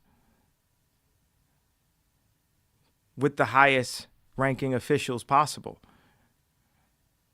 This isn't something that you just wing or that you just come in and say, oh, I did a bit of research. I got this like political answer that's going to get a rise out of people. Like this is people's lives. This is a whole different, setting or mood than what this whole interview has been about. This is, people are suffering throughout all sides in Israel and in Nigeria and Haiti. We're suffering in the police force in Chicago, and the people who have been harmed by police and the police force. Like this all is going to take serious time. Like time is love. It's going to take that love and that time and moments of listening, moments of understanding, moments like when my wife goes and visits people in prison and she hears their stories, she says, I understand why you're in that situation. I would have did the same thing in this situation. And for us to go to foreign countries and really understand why that they're in these situations, or why the killing has gone for so long, or why the hate has gone so long, or why the pain just keeps on, compounding and compacting. There's an empathy that I just have as an artist, that it doesn't become a 2 + 2 = 4 situation. My dad was actually a psychology major and a Christian therapist. And this therapy, we talk about therapy, period. It's like we need healing internationally, not just selfishly for America. America's number one. Internationally, we need healing. And I would lead. I would lead with love, dignity, the responsibility to our country, the coverage of our families, of our soldiers,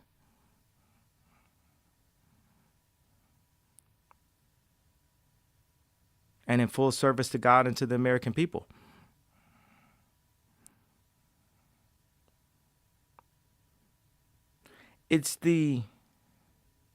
There's a mode that I would be in that position. Like when I was a producer and I was a really young man, I was running around hopping on trains or, hopping turnstiles and stuff and like stealing from cars. And I mean, not stealing cars, but stealing clothes from stores. And then I was selling music and, going and buying leather jackets and stuff. Then, dating a whole bunch of girls, going on tour. And then I had a family and I had to adjust a lot of my mentality and behavior to grow and be the man that I needed to be. Then God called me and I gave my life to Christ. And God is helping me to be the Christian that I need to be. And when it's in God's will that I become the leader, I will become the leader that I need to be. So right now, as I said, I'm a civilian, but my heart, my mind, and my spirit is in a place where I know that I'm being called to captain this ship. Like when Roosevelt went in, America was in shambles. When I say those things about those numbers, when I went to Adidas, when I went to Gap, like I'm the person that you actually call when things are not going so well. You know, you had the mob movies is the guy that goes cleans up everything and like puts everything. I'm like the forensic, where in the same way how you saw my mind touch on 10 things at a time, and then I had to say 10 sentences at a time if I could say them, or maybe narrow them down to 7. That's the way my mind takes, you know, information in, and then it synthesizes it, and it comes out as a song or it comes out as a product. Using that mentality as a leader, fearless, God-fearing, we will heal. We will show the world what America should be, the dream. You said all this shit, all the things that you've said in the most non-politician way I've ever heard anybody describe these things. I know you really mean these things. This is it's resonating with me that you're being 100% honest and natural. And that's what we're missing in politics today. I mean, it's one of the things that made people excited about Trump, as at least he was an alternative to the political talk. He was an alternative to politicians speak, where you know they're being dishonest and disingenuous, but you just accept it. You know they're reading things that have been written by speechwriters, but you just accept it because it says the things that you want to hear. It checks the boxes that'll say, okay, you got my vote. What you're saying, though, is what you really feel and you really think, and you're not saying it like a politician. And that's what's going to resonate, and people are going to be mad at me. If you get if you become president, they go, you made Kanye West seem likable. You turned him into the fucking president. It made him seem like a rational choice for president. This conversation exposes a side of you that I don't think anybody's ever seen before. And a long-form conversation where you realize that you are a visionary. You do have, these ideas are real. You're not posing. It's not bullshit. This is who you are. And your well-thought-out response, particularly to the idea of military conflict, it's very impressive, man. Praise God. I'm glad I did that prayer. Brother, listen, we're 3 hours into this. Let's wrap this up on a beautiful high note. So people can write you in if they want to. And we have a video on that, Brian? Yeah. So Brian will play this video on how they can write you in, and we'll wrap it up here. Here it is. How to write in Kanye West on your ballot. Now, for people that are watching this on YouTube, you'll be able to watch this, and on Spotify, you'll be able to watch this. But if you're just listening, you just got to go down to the part where it says, or write in. It's pretty straightforward. Write in candidates. It'll show you where you could write it in.